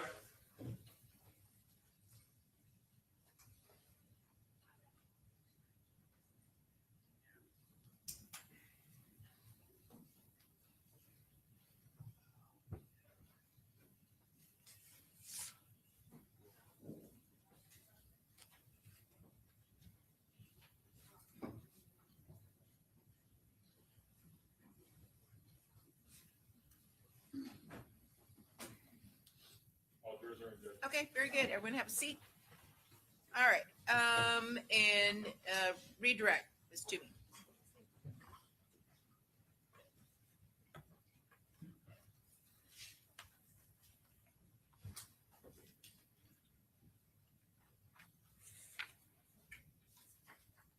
Good morning, doctor. All right, just want to follow up on a few things with you. The state indicated that pretty much every time you evaluate someone, that you always recommend brain scans. That's what the state had indicated to you. Judge, I would object. I never said that. That's a misrepresentation. All right, well, why don't you rephrase your question? Do you recommend that everyone that you evaluate get an MRI or a CAT scan or a PET scan of their brain? No, Would you agree that individuals in your training and experience, individuals that have been charged with first-degree premeditated murder, have a lot of mental health problems? Objection leading. I'm sorry, what was the question? Do a lot of people, No, individuals charged with first-degree premeditated murder. just generally speaking? Yeah, leading in relevance. Yeah, sustain the objection.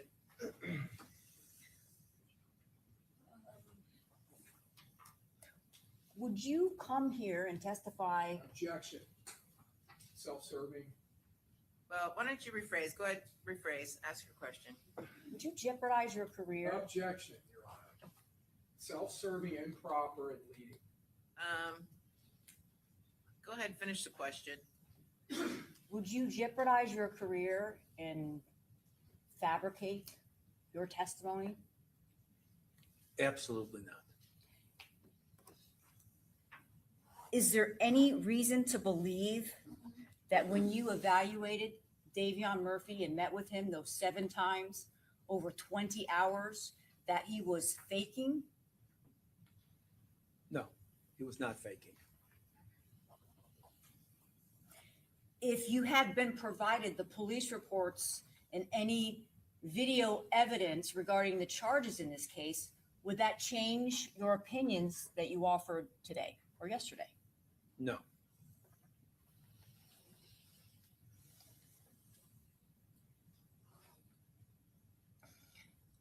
The state asked you questions about Davion Murphy's credibility during these evaluations that you performed. Do you recall that? Correct. The psychoeducational evaluation that was conducted when Davion was 8 years old, do you believe that is false? No. Have any reason to believe that was made up? No. What about the ESE courses? You think that a school would place a child in special courses for no reason? No. What about the IEP program? Objection, vagueness, objection to speculation. Just rephrase your question as to what?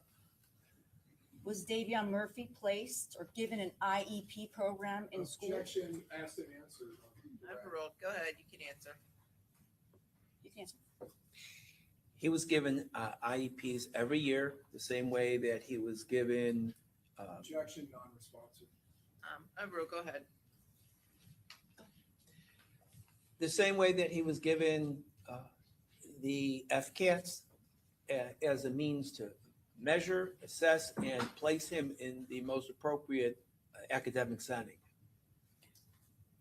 Do you know what goes or is involved in obtaining or getting a child in an IEP program at school? It certainly requires special evaluation and assessment and looking at the child in a more comprehensive manner. And children aren't placed in these programs just willy-nilly, right? Correct. Objection, speculation. Overruled, go ahead. The fact that Davion Murphy repeated the 4th grade, you think that's Objection, Your Honor. false? Asked it or outside of the scope of cross. Rephrase your question. Do you Mr. believe? Sonardi, Ms. Toomey's got this, okay? Go ahead. Did you review Davion Murphy's school records? Yes. Okay. And did you find anything in there for you to believe that it was false? Judge, objection again, speculation. Overruled, just, did you find any, go ahead, you can answer. No. The fact that he repeated the 4th grade, do you think that was fabricated? No. Objection, asked and That answered. is sustained. And the fact that he received a level 1 in reading in 4th, 5th, and 6th grade on the FCAT, do you believe that to be true? Correct. Judge, I'm going to object that this has all been covered and correct. It's asked and answered. I understand, but based upon the cross, go ahead, you can answer. And in your experience, how long have you been doing this again? I apologize. Over 40 years. Oh, in your 40 years, and I think you said 30 years in evaluating defendants, or? Correct. How often in your career do you find defendants lying to the cops? Objection. I'm gonna sustain the objection. That's an improper question, Ms. Toomey.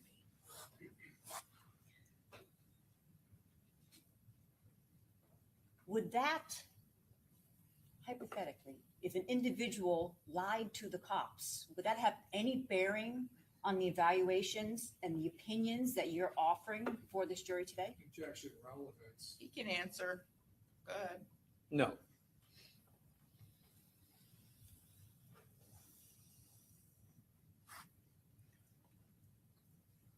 Adaptive behavior and adaptive function. Would you believe, or would you say that the adaptive behavior that was described by the state regarding this entire offense would be equivalent to having survival skills on the street. Objection, speculation, vagueness.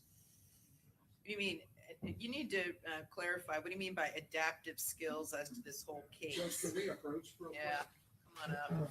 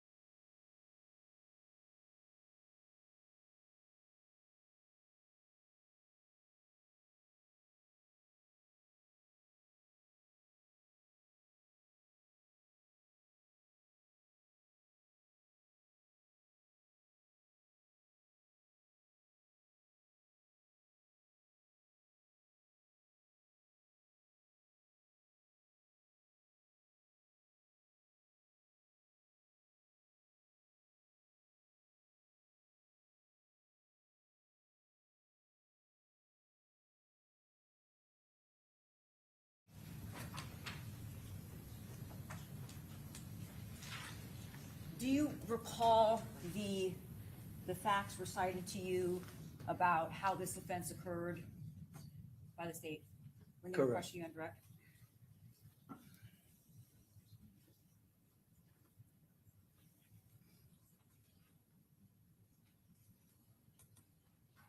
Does that change your opinions at all? No,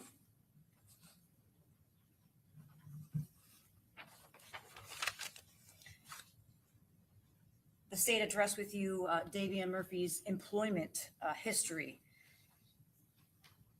He had, what, 8 months at one place, one job, 6 months at another, and 2 months at another job.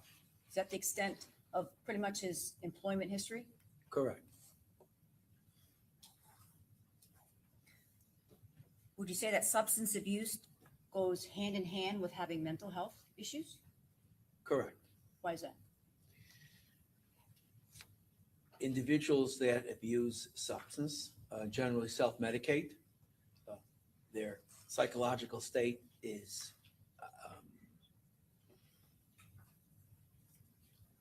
it's compromised. Feelings of depression, feelings of loneliness and anxiety that he all described. So it's very common, typical, that an individual will use substances because that will make them feel better. Of course, it's not controlled, but substances are like, in a certain sense, like taking medication or self-medication. Self-medicating. Correct. And you met with Mr. Murphy, Davion Murphy, in person, right? Correct. Not by Zoom, right? Correct. And you met with him for over 20 hours, right? Correct. Thank you. Okay, thank you. May this witness be excused? Yes. Okay, thank you, doctor. You're free to go. Okay, and I think we're going to be calling another witness out of order. So Mr. Hernandez, on behalf of Rashad Murphy. Gunnar, thank you. On behalf of Rashad Murphy, I would call Dr. Michael Collins. Okay, very good. So let's let Dr. Eisenstein get his stuff packed up, and then you can step out.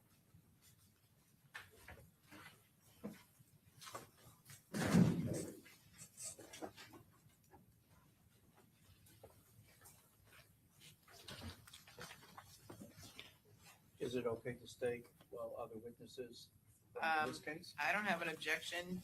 Does anyone object? No objection from the state. Sure. Okay.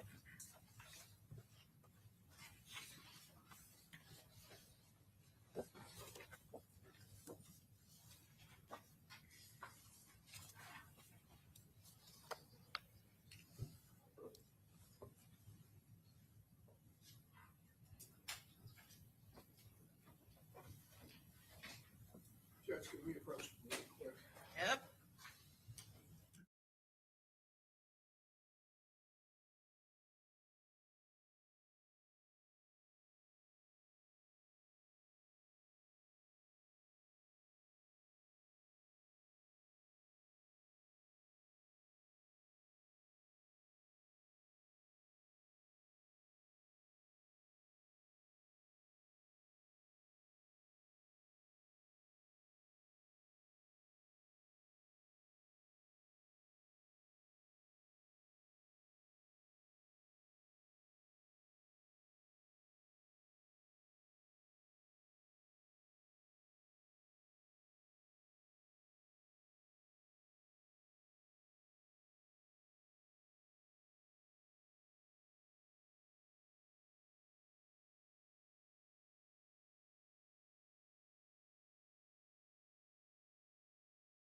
All right, come on up.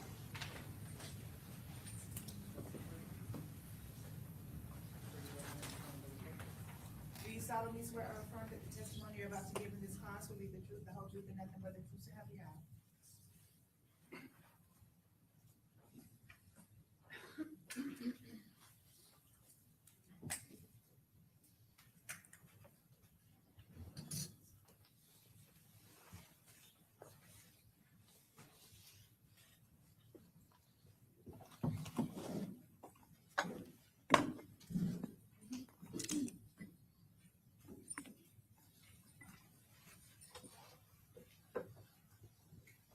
All right, very good. Ready to proceed? Go ahead. Thank you, Your Honor. Sir, could you state your name and your occupation? Michael Collins, licensed psychologist. And are you a forensic neuropsychologist? Yes, with specialty training, I'm allowed to practice in forensic and neuropsychology. Okay. And if you could please tell the jury what exactly is a forensic neuropsychologist? Hello. As a forensic neuropsychologist, I've met all the state requirements to function as a licensed clinical psychologist first and foremost, and then through education and training, I've completed requirements to practice forensic psychology as well as neuropsychology. So it's really just additional training, specialized training on top of the standard training to be a clinical psychologist. Dr. Collins, can you give us a brief history of your educational background? Yes. I received a bachelor's degree from St. Cloud State University in psychology with a minor in biology. I obtained a PhD in clinical psychology, a specialization in neuropsychology from Nova Southeastern. I'm here in Florida. And then I completed a neuropsychology internship at the North Broward Medical Center. And I've completed neuropsychology postdoc requirements as well as forensic psychology postdoc requirements following my graduate school and formal internship training. And what is your, tell us a little bit about your work history, the experience that you've had, and how long have you been practicing as a licensed psychologist? I've been practicing as a licensed psychologist since 2015. Since then, the majority of my work has been in clinical neuropsychology, conducting neuropsychological assessments for individuals with cognitive dysfunction, or doing working on forensic cases, competency, sanity, risk assessment, mitigation, and so on. Have you previously testified as an expert in the field of clinical or forensic neuropsychology? Yes, many times. Approximately how many times? I would say, if you include trials and hearings, probably in the neighborhood of 100 times. And were you asked to participate in this case by myself? Yes. Were you actually appointed by the court to testify and be a witness in this case? Yes. Can you tell the jury what it is that you were asked to do with respect to this case, and specifically with respect to the defendant, Rashad Murphy. I was asked to meet with the individual where he was in custody and complete a comprehensive psychological evaluation using both my skill in neuropsychology as well as my experience in forensic psychology. Were you provided some records to familiarize yourself with the case Yes. and the defendant, Mr. Murphy? Yes, I was. Can you summarize what documents you were provided? There was several records from the Hillsborough County Jail. They were both medical records as well as some educational records from there, as well as an arrest record, and then just the appointment for me to join the case. Were you made familiar generally about the facts of the case? Yes. And were you also given information about the defendant, Rashad Murphy, and his background? Yes. You said you met with, did you in fact meet with Mr. Murphy at the jail? Yes, I met with him on 2 different occasions. Okay. And approximately how many hours did you spend in the 2 occasions that you met with Mr. Murphy? Each visit was about an hour and a half to 2 hours. Now, is meeting with the defendant, is there more than one purpose? Is to talk to him, to find out if he's cooperative? Would that be one of the things that you would want to determine? Yes, certainly. The individual's willingness to be forthcoming and cooperative with the evaluation is critical to any opinion that I can draw. Now, in addition to just interviewing him, talking to him, were there certain tests that you were that you felt necessary to conduct? Yes, I conducted several different tests with him. I screened for his cognitive skills. I looked at his effort and any presence of possible malingering, and then I specifically looked at factors related to possible trauma or stress that he has endured. And was Mr.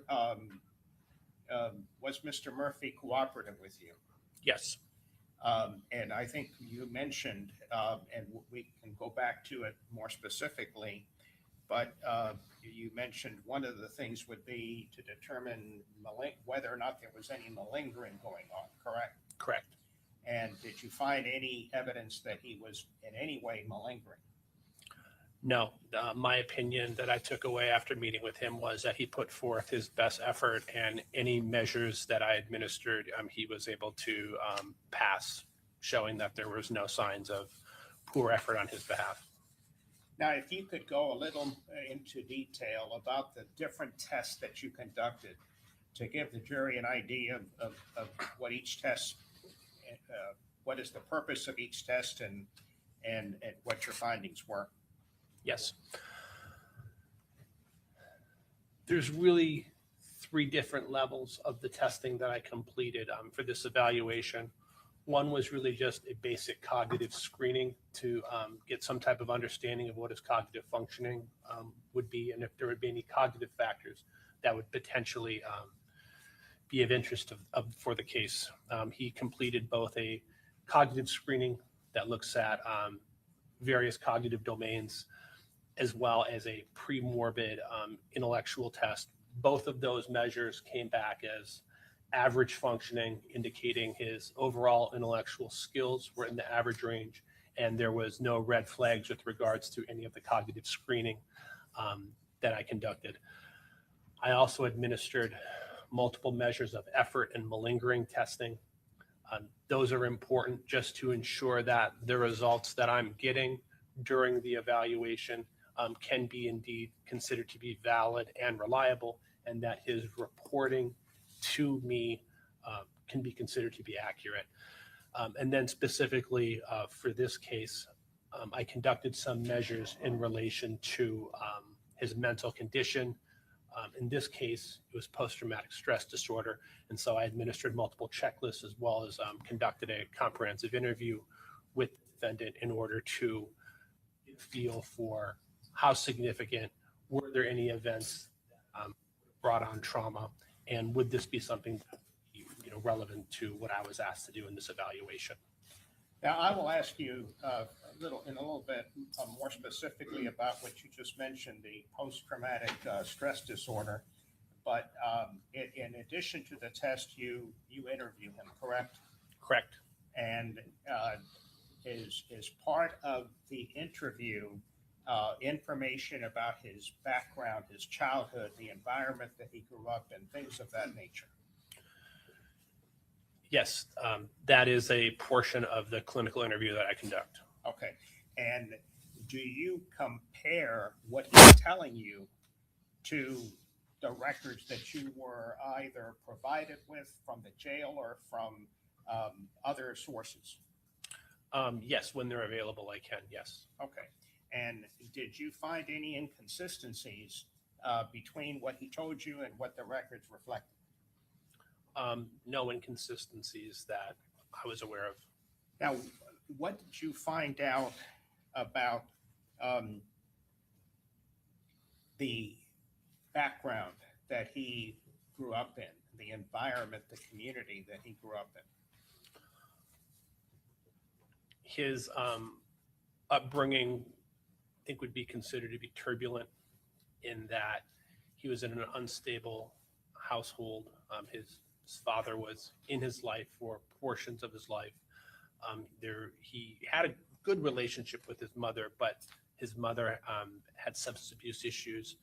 She had a hard enough time managing her own well-being, taking care of herself, let alone trying to care for children. So his upbringing in his early years, I think, would be considered to be pretty turbulent. And then at one point, I want to say around the age of 8, he enters into the foster system where that goes on for a few years. And then based on what he reports, what I'm aware of, he was exposed to several more traumatic and stressful situations while he was in the foster care system. Before we get to that, what type of father figure did he have? His father was in and out of his life. His father had his own issues, I think, particular to mental health. There was also some concerns about his mother with mental health and also substance abuse issues. But from the way it was described to me is that his father was in and out of his life and that his father could be abusive at times in the household. Abusive towards him and his mother? Yes.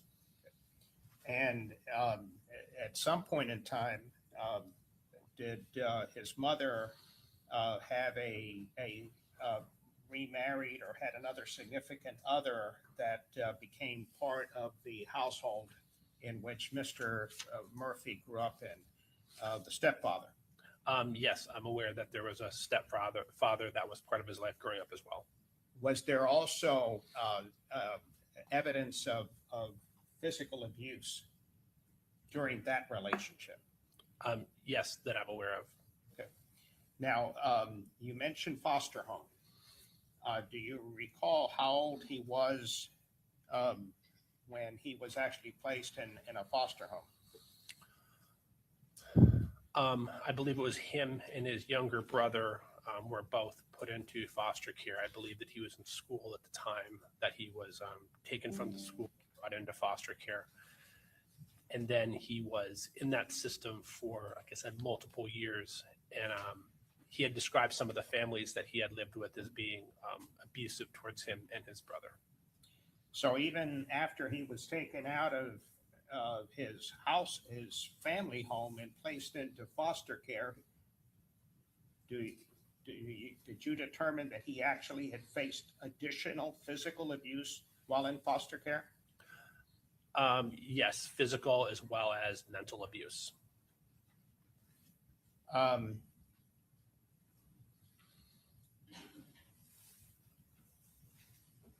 You mentioned his mother, that he loved his mother were you able to determine if his mother had a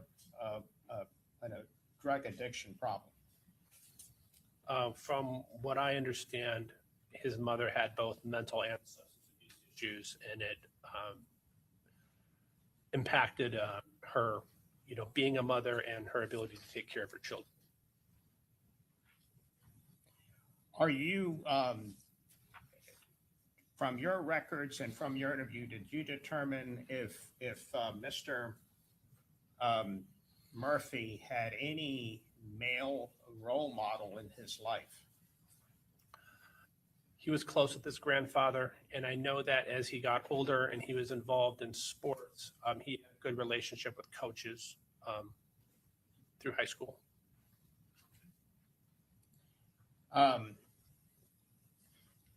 Are you familiar with,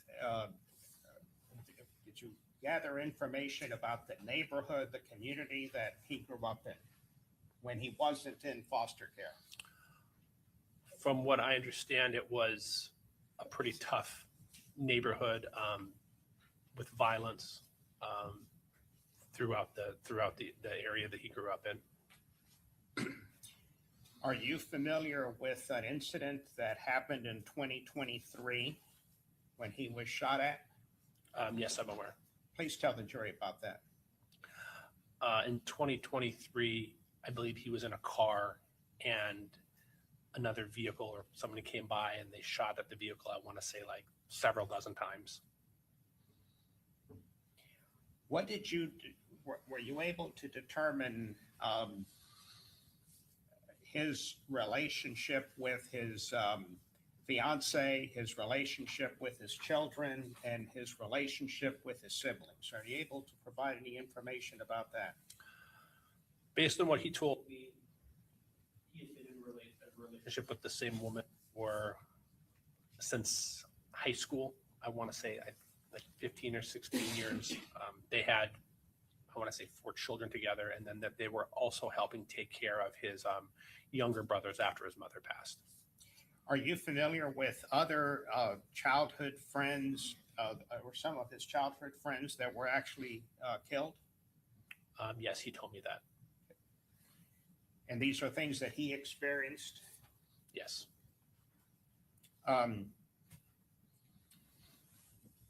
You mentioned, I think you said PTSD or post-traumatic stress disorder. Please tell the jury what exactly that is.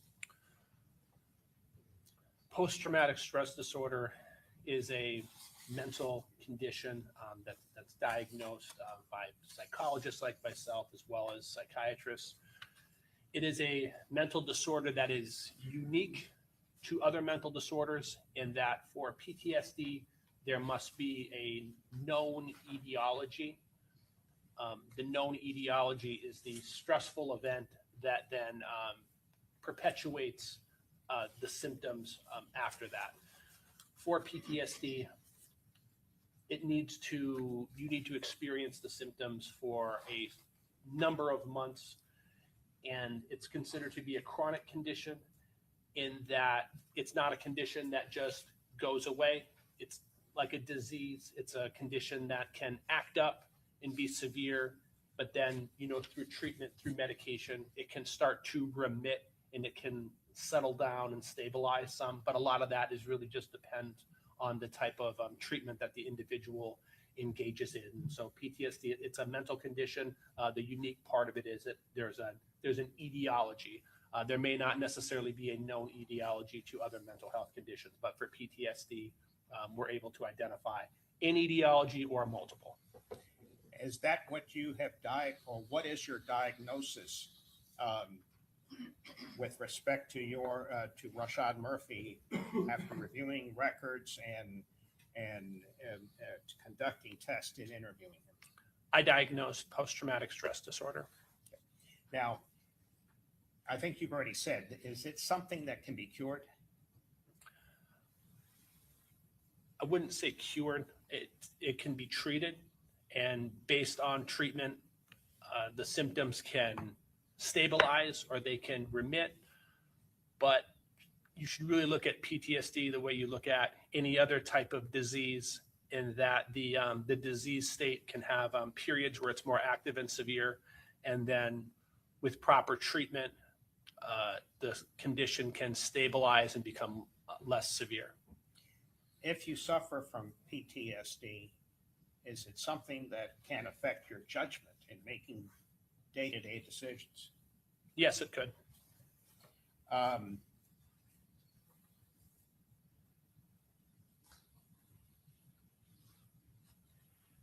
And along the same lines, does it limit your judgment with respect to decision-making? It could, yes. And is it something that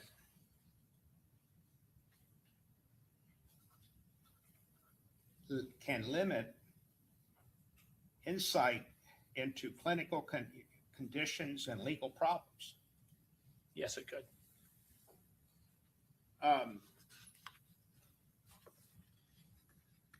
Is there anything in your analysis, evaluation that would indicate that Mr. Murphy, that this PTSD condition is something recent, or is it something that would go back to the childhood and all the trauma that he's experienced? So in this case, the first known events date way back into childhood. So those would be the first events that would, trigger the diagnosis. Now, as he's gotten older, he's been exposed to more incidents of deaths, more incidents of violence. Those would just be additional stressors on top of the origin of where the PTSD stems from. Now, I would like to show you some exhibits and ask if you're familiar with them. I'm going to obviously take one at a time. I have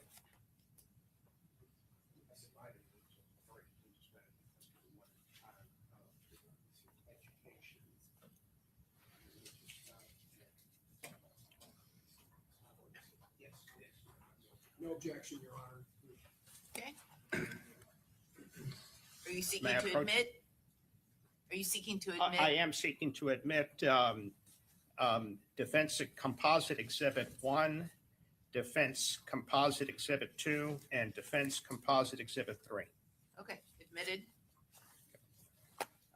May I approach the witness? Sure. Doctor, I'm going to show you what has been admitted into evidence. Well, do you want to put it on the Elmo or? Oh, well, I was just going to show it. Well, it's been admitted, so you can go straight to publishing it.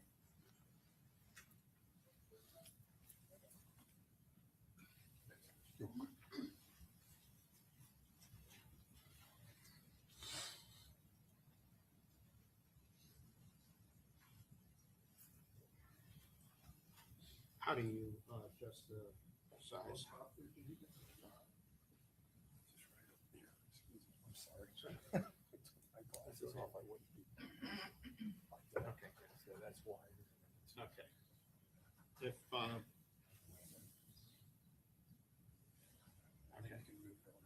okay. Sir, if you could look at the screen, and this is Defense Exhibit number 1, and I'd ask if you could identify it.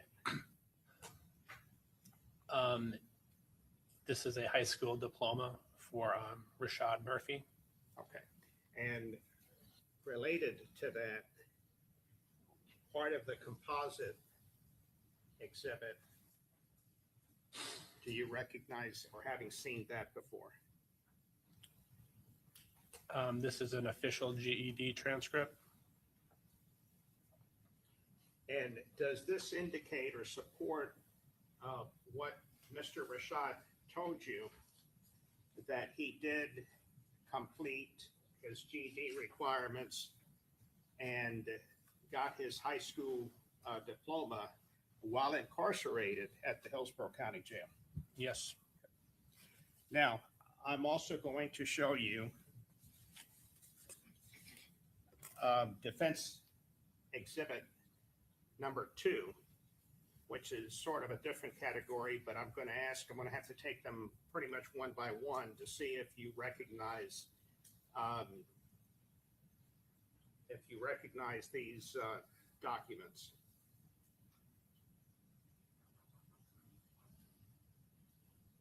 Yes.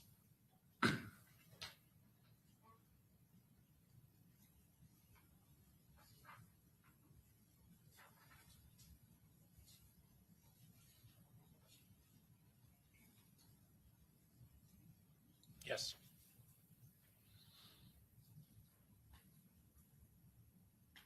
Yes.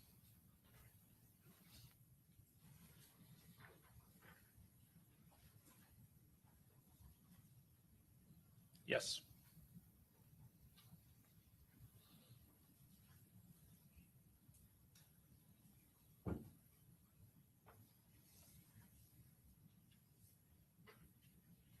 Yes.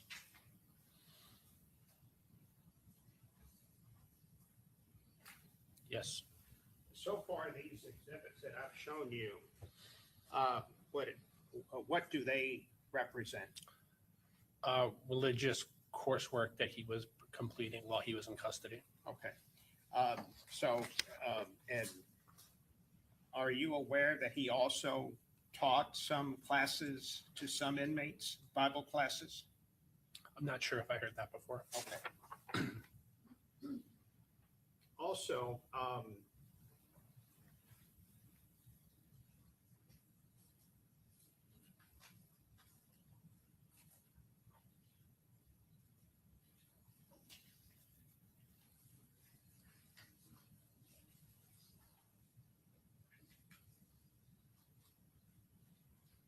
were there also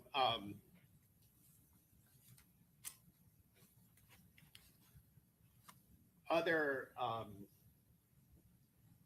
parenting classes and things of that nature that you're aware that Mr. Murphy, completed? Yes, I'm aware that he completed those while in Would custody. it be, so in addition to religious, Bible studies, things of that nature, you aware that he also has been active in taking a series of self-help classes while in custody? Yes. And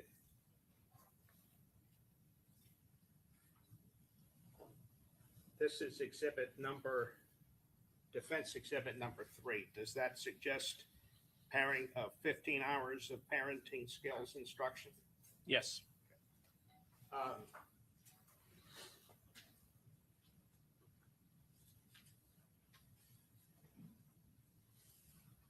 And when I refer to self-help, would this be another one of those types of classes, Yes, I believe so.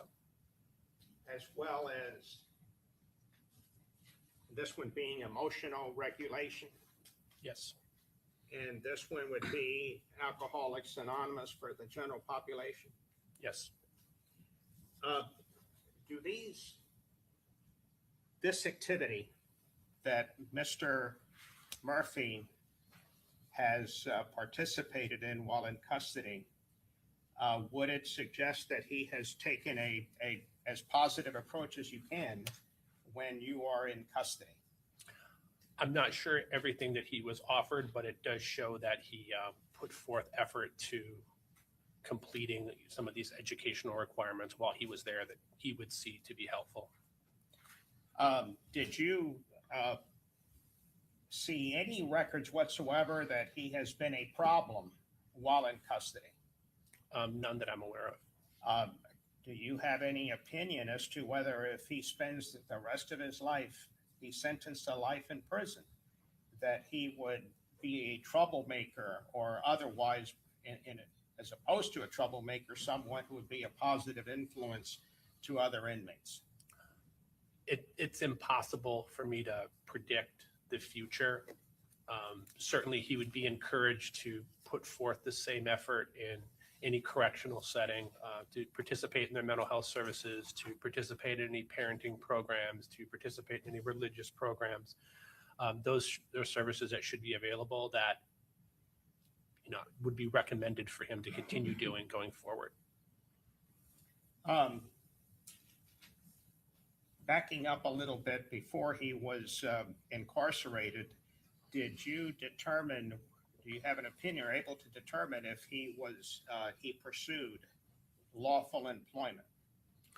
Yes, he had reported that he had worked with several different companies, one being a family-owned company, and I know that they were seeking out housing for him and his family prior to his arrest.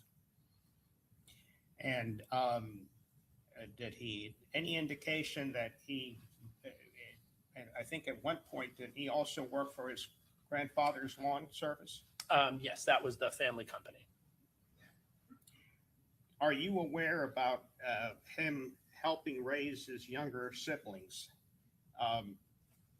including working jobs at a young age to provide financial support for them? Yes, I'm aware. And are you aware of, or made inquiry and made a determination if he was in fact has been a good father to his children? In terms of what's been reported to me, yes.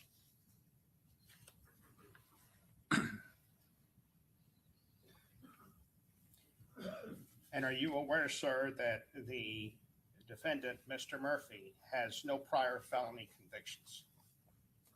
Yes, I'm aware. Now, and maybe you've answered it, but I want to make it clear. The defendant's history of being raised in a violent environment and the abuse that you've testified about, are all these consistent with childhood post-traumatic stress disorder? Yes, as far as I know, these are events that occurred in childhood and then persisted through adolescence and adulthood.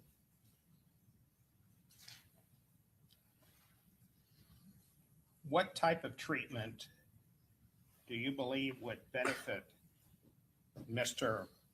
Murphy in his condition? There's really a couple of different options. One being more the therapy option, which I would certainly recommend an intensive individual therapy, trauma informed with a licensed practitioner that's well versed in treating PTSD and other severe anxiety and stress disorders. I would also suggest just a psychiatric consultation to meet with a psychiatrist and talk about what some of the possible effective medications that would be available for him. Now, sir, in addition to your diagnosis that you've already provided to the jury, in reviewing records, did you determine that this diagnosis of PTSD was already diagnosed by the Hillsborough County Jail? Yes, I'm aware.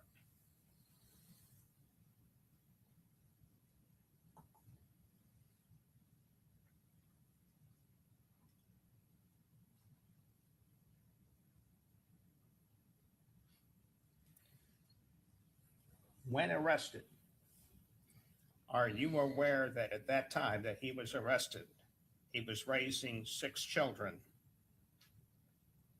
Yes. and actually was working, receiving, or with the help of food stamps, basically trying to financially support 6 children plus his fiance? Yes.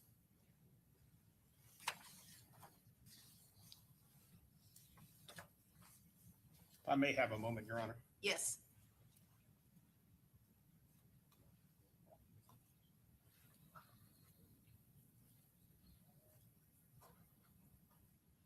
That's all I have, Your Honor. Thank you. Okay, cross-examination.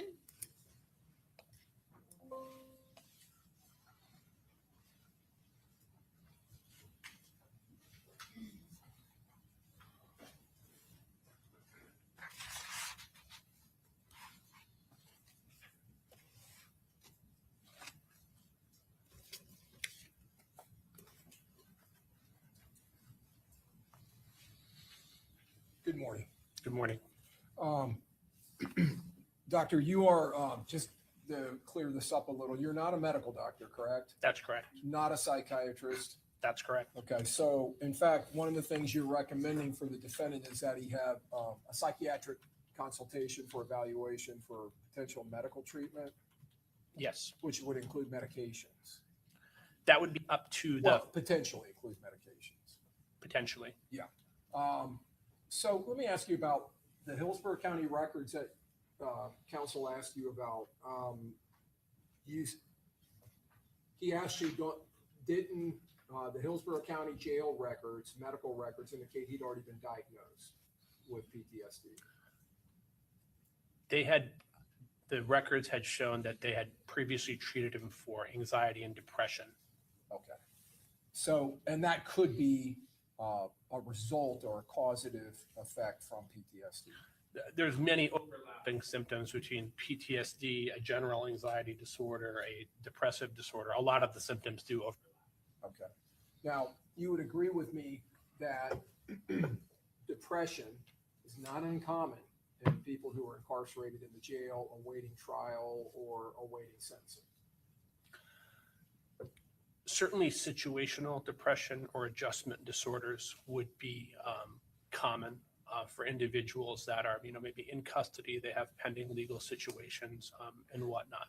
Right. So that's a common diagnosis in a jail setting, like the Hillsborough County Jail or the Broward County Jail from your home county. Yes, you're going to see a lot of those types of mental health conditions treated in those settings. Right. That's something not uncommon and not unexpected for someone in Mr. Murphy's shoes who was facing trial on a capital murder case, correct? That's correct. In fact, Mr. Murphy told you, and you indicated in your report, I just need to find where I highlighted it.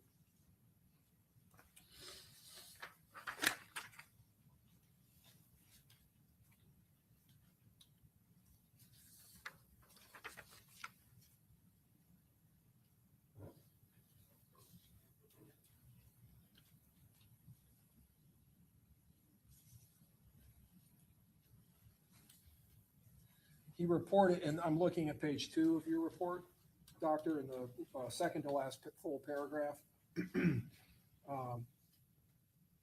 He indicated with regards to his medical issues, he reported he is healthy with no serious health problems.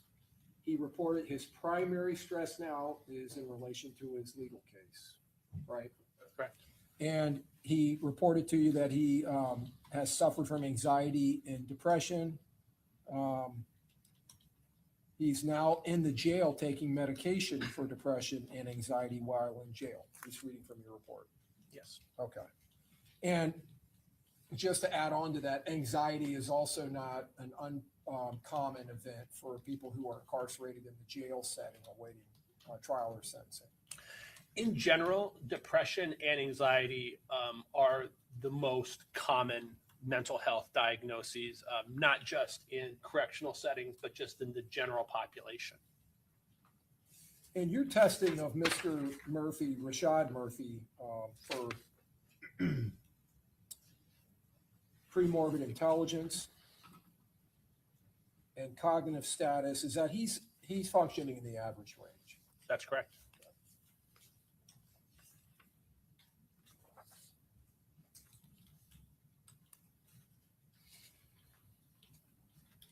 Mr. Murphy also reported to you that prior to his arrest, and this is what you have in your report, I'm sorry, let me draw your attention, page 3 of 7. Okay. That he was fully independent when he was out in the community before his arrest. Correct. You've indicated he drove a vehicle and he could support himself. Correct. And he could support his family independently. Is what you wrote in your report. Correct.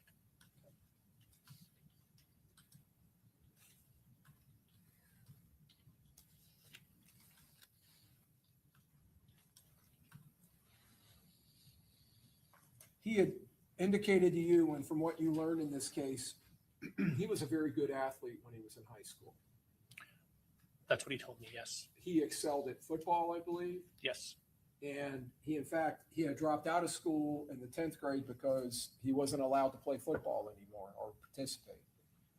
Correct. Okay. And then he was able, here in the Hillsborough County Jail, to get his high school diploma.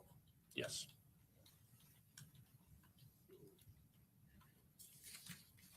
As far as his work as an adult, he indicated to you that he has worked for his grandfather's business, a family-owned business, doing construction, plumbing, and I believe some lawn services.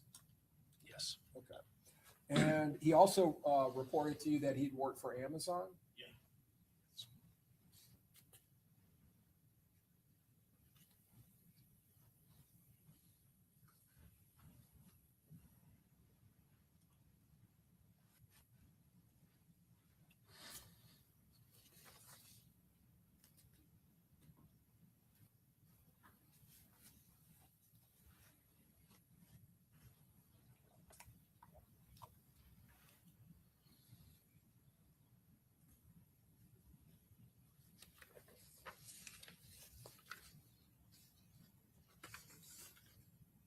You did administer, well, first you did a diagnostic interview, correct? Correct. And you made behavioral observations. You administered the pre-morbid intelligence test, the word choice effort test, the reliable digit span test, and then a brief cognitive status examination. Is that right? Yes. You also administered the Miller Forensic Assessment of Symptoms test, Yes. went through a life events checklist with him, Yes. and then you did a PTSD checklist 5. Yes. Now, is that going through the 5 diagnostic criteria from the DSM? Yes. Okay. How many diagnostic criteria are there in the DSM-5? TR, I would assume you're utilizing. The one that I have here is the DSM-5. That's fine. Yeah, there's several different there's a criteria A, a criteria B, C, D, E, F, and H. How many of the criteria are you finding in this case with Mr. Murphy? So for each criteria, or excuse me, for each area, there's a certain number of criteria that are met. So for example, with criteria A, exposure to actual or threatened death, serious injury, sexual violence, I found that he had both witnessed and experienced episodes of life-threatening violence in his lifetime, dating back to childhood as well as some episodes in adulthood. How many criteria are underneath that subheading? There's 4 different possibilities. You don't necessarily need to have all 4 of them, but there's 4 different ones. Directly experiencing, witnessing, learning about traumatic events, and then experiencing or extreme exposure to the aversive details of a traumatic event. Okay. So are you familiar with the diagnostic criteria of the DSM-4 that was The existed? previous? Yes. Yeah, and I just want to note that there's significant changes from 4 to Yes, 5. and that's what I was going to ask you Okay. about. That learning about traumatic experiences, that is an expansion of the DSM-5 that didn't exist in the DSM-4. Is that right? Yes, this is something that was added when they got together. When the authors for the DSM-5 got together, they made some, I guess we would say, tweaks to the previous diagnostic criteria for PTSD. A lot of those criteria had existed in the DSM-4, the DSM-3, and prior editions. But the DSM-5, and they've been labeled differently, but that one of learning about trauma through some other source, someone telling someone that, maybe they experienced trauma in combat or something like that, is sufficient to cause PTSD. That is an expansion that was new to the DSM-5. Is that right? Right. It's a change from 4 to 5. And then going to, I guess it would be B. Right, and B is the presence of one or more of the following intrusive symptoms of PTSD. It can be recurrent in involuntary or intrusive or distressing memories, recurrent distressing dreams, dissociative reactions, intense or prolonged distress and exposure, and then marked physiological reactions. And do you find any of those to exist? Yes, for in this case, nightmares, insomnia, those are both reported to me. No presence of dissociative reactions, but certainly 1 and 2, the distressing memories as well as nightmares. So disassociative reactions, what would that be that you're saying he doesn't have? So that is a dissociative reaction is when somebody may create kind of like a fantasy type setting that they use to distract themselves from the reality of what their stressful situation is in the moment. So when people talk about dissociation, it's a way that they cope with extreme stress in the moment as opposed to facing it, they dissociate. And then what are the next two, I guess, subcategories? The next one is persistent avoidance of stimuli associated with the traumatic events, and then negative alternations in cognitions and mood. And you found those to exist? Yes, I did.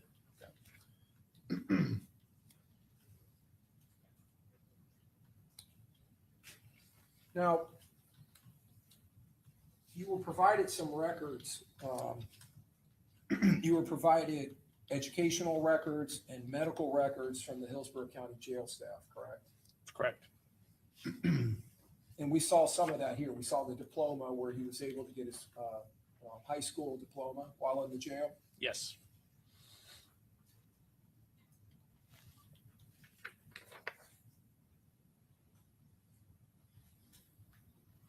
Did you receive any records related to his time, the 3 years he spent in foster care? Any kind of Department of Children and Families or the old HRS? I don't believe so. So would it be fair to say that your diagnosis of the traumatic events being the, did you call it etiology? Etiology. Etiology, which would be the events that are really what causes the subsequent PTSD? Is that right? Am I understanding that correctly? I'm not sure if I understand your question. So the events that occurred or he experienced or saw, witnessed while he was in foster care, it's your opinion that it is those events that are now causing these symptoms of PTSD? I would say that would be the initial onset. The initial onset, that's how you would term that? Yeah. Okay. So the existence of the causative initial onset, that would be, if I'm understanding you correctly, and you correct me if I'm wrong, solely based on his self-reporting to you, correct? Yes, initially his self-reporting. I have since reviewed the mitigation report as well. Okay, now that's a mitigation report prepared by someone who is employed by Mr. Hernandez? Miss Adams. Ms. Adams, okay. Yes. And did she summarize in there anything that you relied upon or? Not necessarily that I relied upon, but I did review it. It was consistent with what I had gathered during my assessment. Are these statements being made by, does it include statements being made by someone else or family members? Family members. Okay, but you yourself, you didn't interview any of those family members? No. So now you administered several measures or tests or scales that test for effort and malingering, correct? Yes. Did you measure or test for malingering as far as your mental status exam or your, I'm sorry, first of all, let's start with your diagnostic interview. The diagnostic interview is really just based on my interview with him as well as substantiation from any of the records. Okay. And that's when he's reporting to you as the historian of what occurred or what he saw when he was in foster care. Correct. Is that right? Okay. So you're relying upon his credibility and his reliability as a historian for that information. Would that be accurate? Yes, anytime I conduct a clinical interview, I'm relying on the individual that's giving me that information. Now, Mr. Hernandez asked if you had some limited information from the underlying crimes in this case in general, the investigation of this case. I see on your report you have an indictment in relation to this case. Correct. So you know what the charges were against the defendant, correct? Yes. And are you now aware of what this jury has convicted him of? Yes. Okay. And other than convicting him of attempted second-degree murder on those 3 attempted murder counts, everything else would be the same, and you're aware of exactly what he is now currently been convicted of? Yes. Okay. All right. Just want to make sure. Other than the indictment, are you aware of any of the underlying facts of the case? Only what's been provided of me, to me. Have you seen, or has it been provided to you, the videos that depict the actual murder itself? No. The videos or images that depict the defendant's appearance during the time of the murder? No. Are you aware of the very violent nature of the murder and how the murder occurred? To some degree, I'm aware. Were you aware of the fact that the defendant and his co-defendants transported multiple weapons to the crime scene and fired multiple weapons simultaneously during this event? I don't think I was aware of that, no. Are you aware of the fact that the defendant was firing a fully automatic weapon? No, I was not aware. And it was being fired in fully automatic mode, rapid fire? You're not aware of that? No. Okay. Were you aware of the fact that his co-defendant was standing just feet away from him shooting an AR-15 chambered in 5.56 NATO at a fairly high semi-automatic cyclical rate? No. You would agree with me, I'm assuming you have some knowledge of 9mm pistols and AR-15 rifles and the percussion and the sound that they cause when they're fired? Yes. And if it's a dark or dimly lit area, or if it's just night and you're in an area that has ambient lighting, it's still going to result in Overruled, go ahead. still going to result in muzzle flashes. You would agree with that? In addition to percussion Yes. and burning gunpowder and smoke? Yes.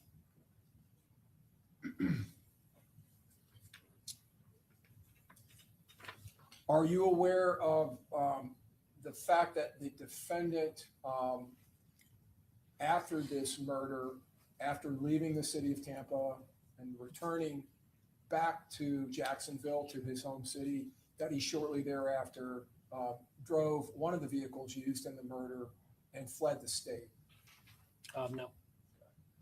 And were you aware, or were you given any of the details about the subsequent interview of the defendant that occurred at the Jacksonville Sheriff's Office? No. Now, if a defendant is interviewed within, say, month and a half of the offense date, and he's being interviewed by the police, is that something that you would want to consider as a neuropsychologist, as far as it goes to the reliability of that person as a historian? Maybe look at them being pressure tested in an interview setting like that. You know, in terms of records, I'm always open to review any records. The degree to which they're going to impact my opinion, I don't really know until I see them. Okay. Now, those records were not provided to you, correct? Correct. All right. And there was no request made by you or your office for those records, right? Correct. If the defendant in the interview with detectives who are interviewing him about this case lied to the detectives, would that be something that you would have considered in evaluating the credibility of the defendant as your major historian in this case? It could be based on what the information was. And if the defendant lied to the police multiple times and then started changing the lies to comport with evidence he was being confronted with, would that also potentially be significant? It's hard to say how significant it would be on my opinion, because my opinion is rooted in his mental health condition. So whether that would relate to any mental health issues that I'm exploring during my evaluation, it's just, I can only say maybe. You would agree with me that the depictions of what occurred, the etiology, am I saying that right?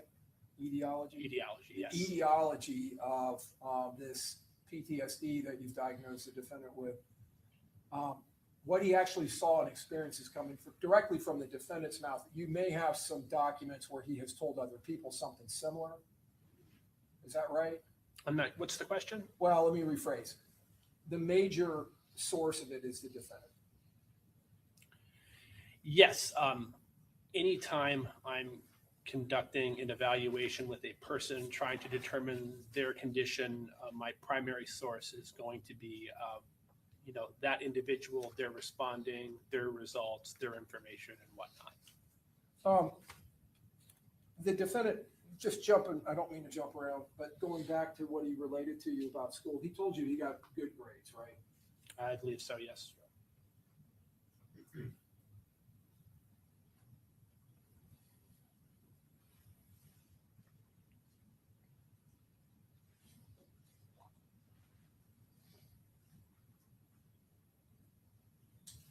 We have one moment. Yes.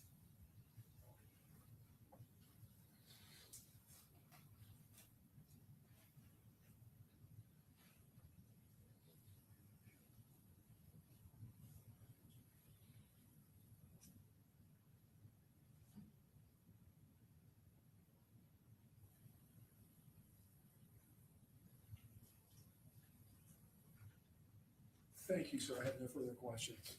Okay, redirect? And no, Your Honor, thank you. Okay.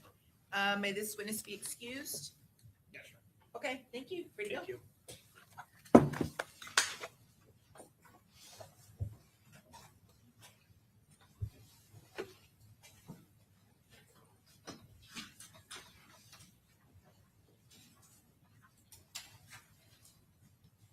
All right, very good. Members of the jury, it's a little after, it's 12:05, so we'll go ahead and take our lunch recess. We're going to reconvene today at 1:30, all right? So just remember my previous instructions. Don't talk to anybody about anything related to this case. Don't read, watch, listen to any news or social media posts. See you back here at 1:30. All rise.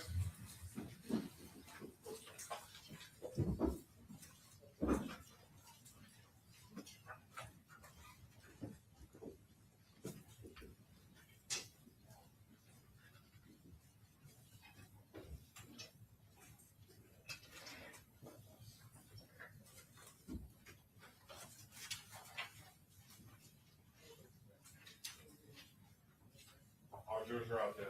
Okay, very good. All right, so we come back at 1:30. It's gonna be your next doctor, correct? Okay, and then do you have additional witnesses after that? There's 2 inmates, yes. Okay, and are they appearing in person or via Zoom? Okay, and then you're gonna rest, Yes. okay? And then who do you, Your Honor, I have 2 more family members, but I do have Winston Murphy, who's Tooney's calling. I am also calling. Right. But I spoke to Mr. Harmon, and we're thinking it would be more expeditious for me to do my direct examination while he's on the stand. yeah, we talked about this yesterday. That's fine. Yes. Okay. And finally, Your Honor, I have a stipulation signed by myself and Mr. Harmon that at some point I would like the jury to read it to the jury. Okay, And very good. When jury comes back, I'll read the stipulation. And then, okay, so it sounds like everyone's gonna have rested by close of business today, is what I'm hearing. So, That was my next question, so. right, We are working on, I wanted to confirm with the court to have an expert here first thing in the morning. But I wanted to remind the court, Dr. Glickstein, as far as I know, still is not available until 1 tomorrow. so how many rebuttal witnesses do you have? I have Dr. Warner who will be rebutting, as to Isaiah Chance and Mr. Davion Murphy and possibly to Rashad Murphy to this testimony of these witnesses. Okay, And then Dr. Glickstein. So that's gonna be it. okay. What's your best estimate on your first witness, how long he's gonna be on the stand? It's a she, Dr. She. Warner, I would say an hour and a half of direct, hour and 15, hour and a half of direct, and then whatever cross. And the cross, I could handle all defendants in the same direct, which is, I assume, what the court wants me Yes. to do. And then Ms. Toomey, and, Mr. Petrides can cross her, and if necessary, Mr. Hernandez. I'm still not sure whether she's rendering opinions as to Mr. Rashad. Okay. So about 2 hours, maybe, 2.5 on the stand? It's gonna give us a little bit of time. Well, we can start a little later tomorrow morning, just so the jury's not just hanging around for hours over a lunch break. Okay. So, and then after your 1 o'clock, doctor, then you would rest? Yes, For your rebuttal? yes. Okay. Okay, so that's fine. Then the only issue is whether or not we're gonna start doing closing arguments tomorrow afternoon once you rest. I'm inclined to. So, which means we need to go over the jury instructions, which means I really need your list of non-statutory mitigators. Okay? So, please email them to me or my JA no later than 3 o'clock today. All right? Okay, very good. See you all back here at 1:30.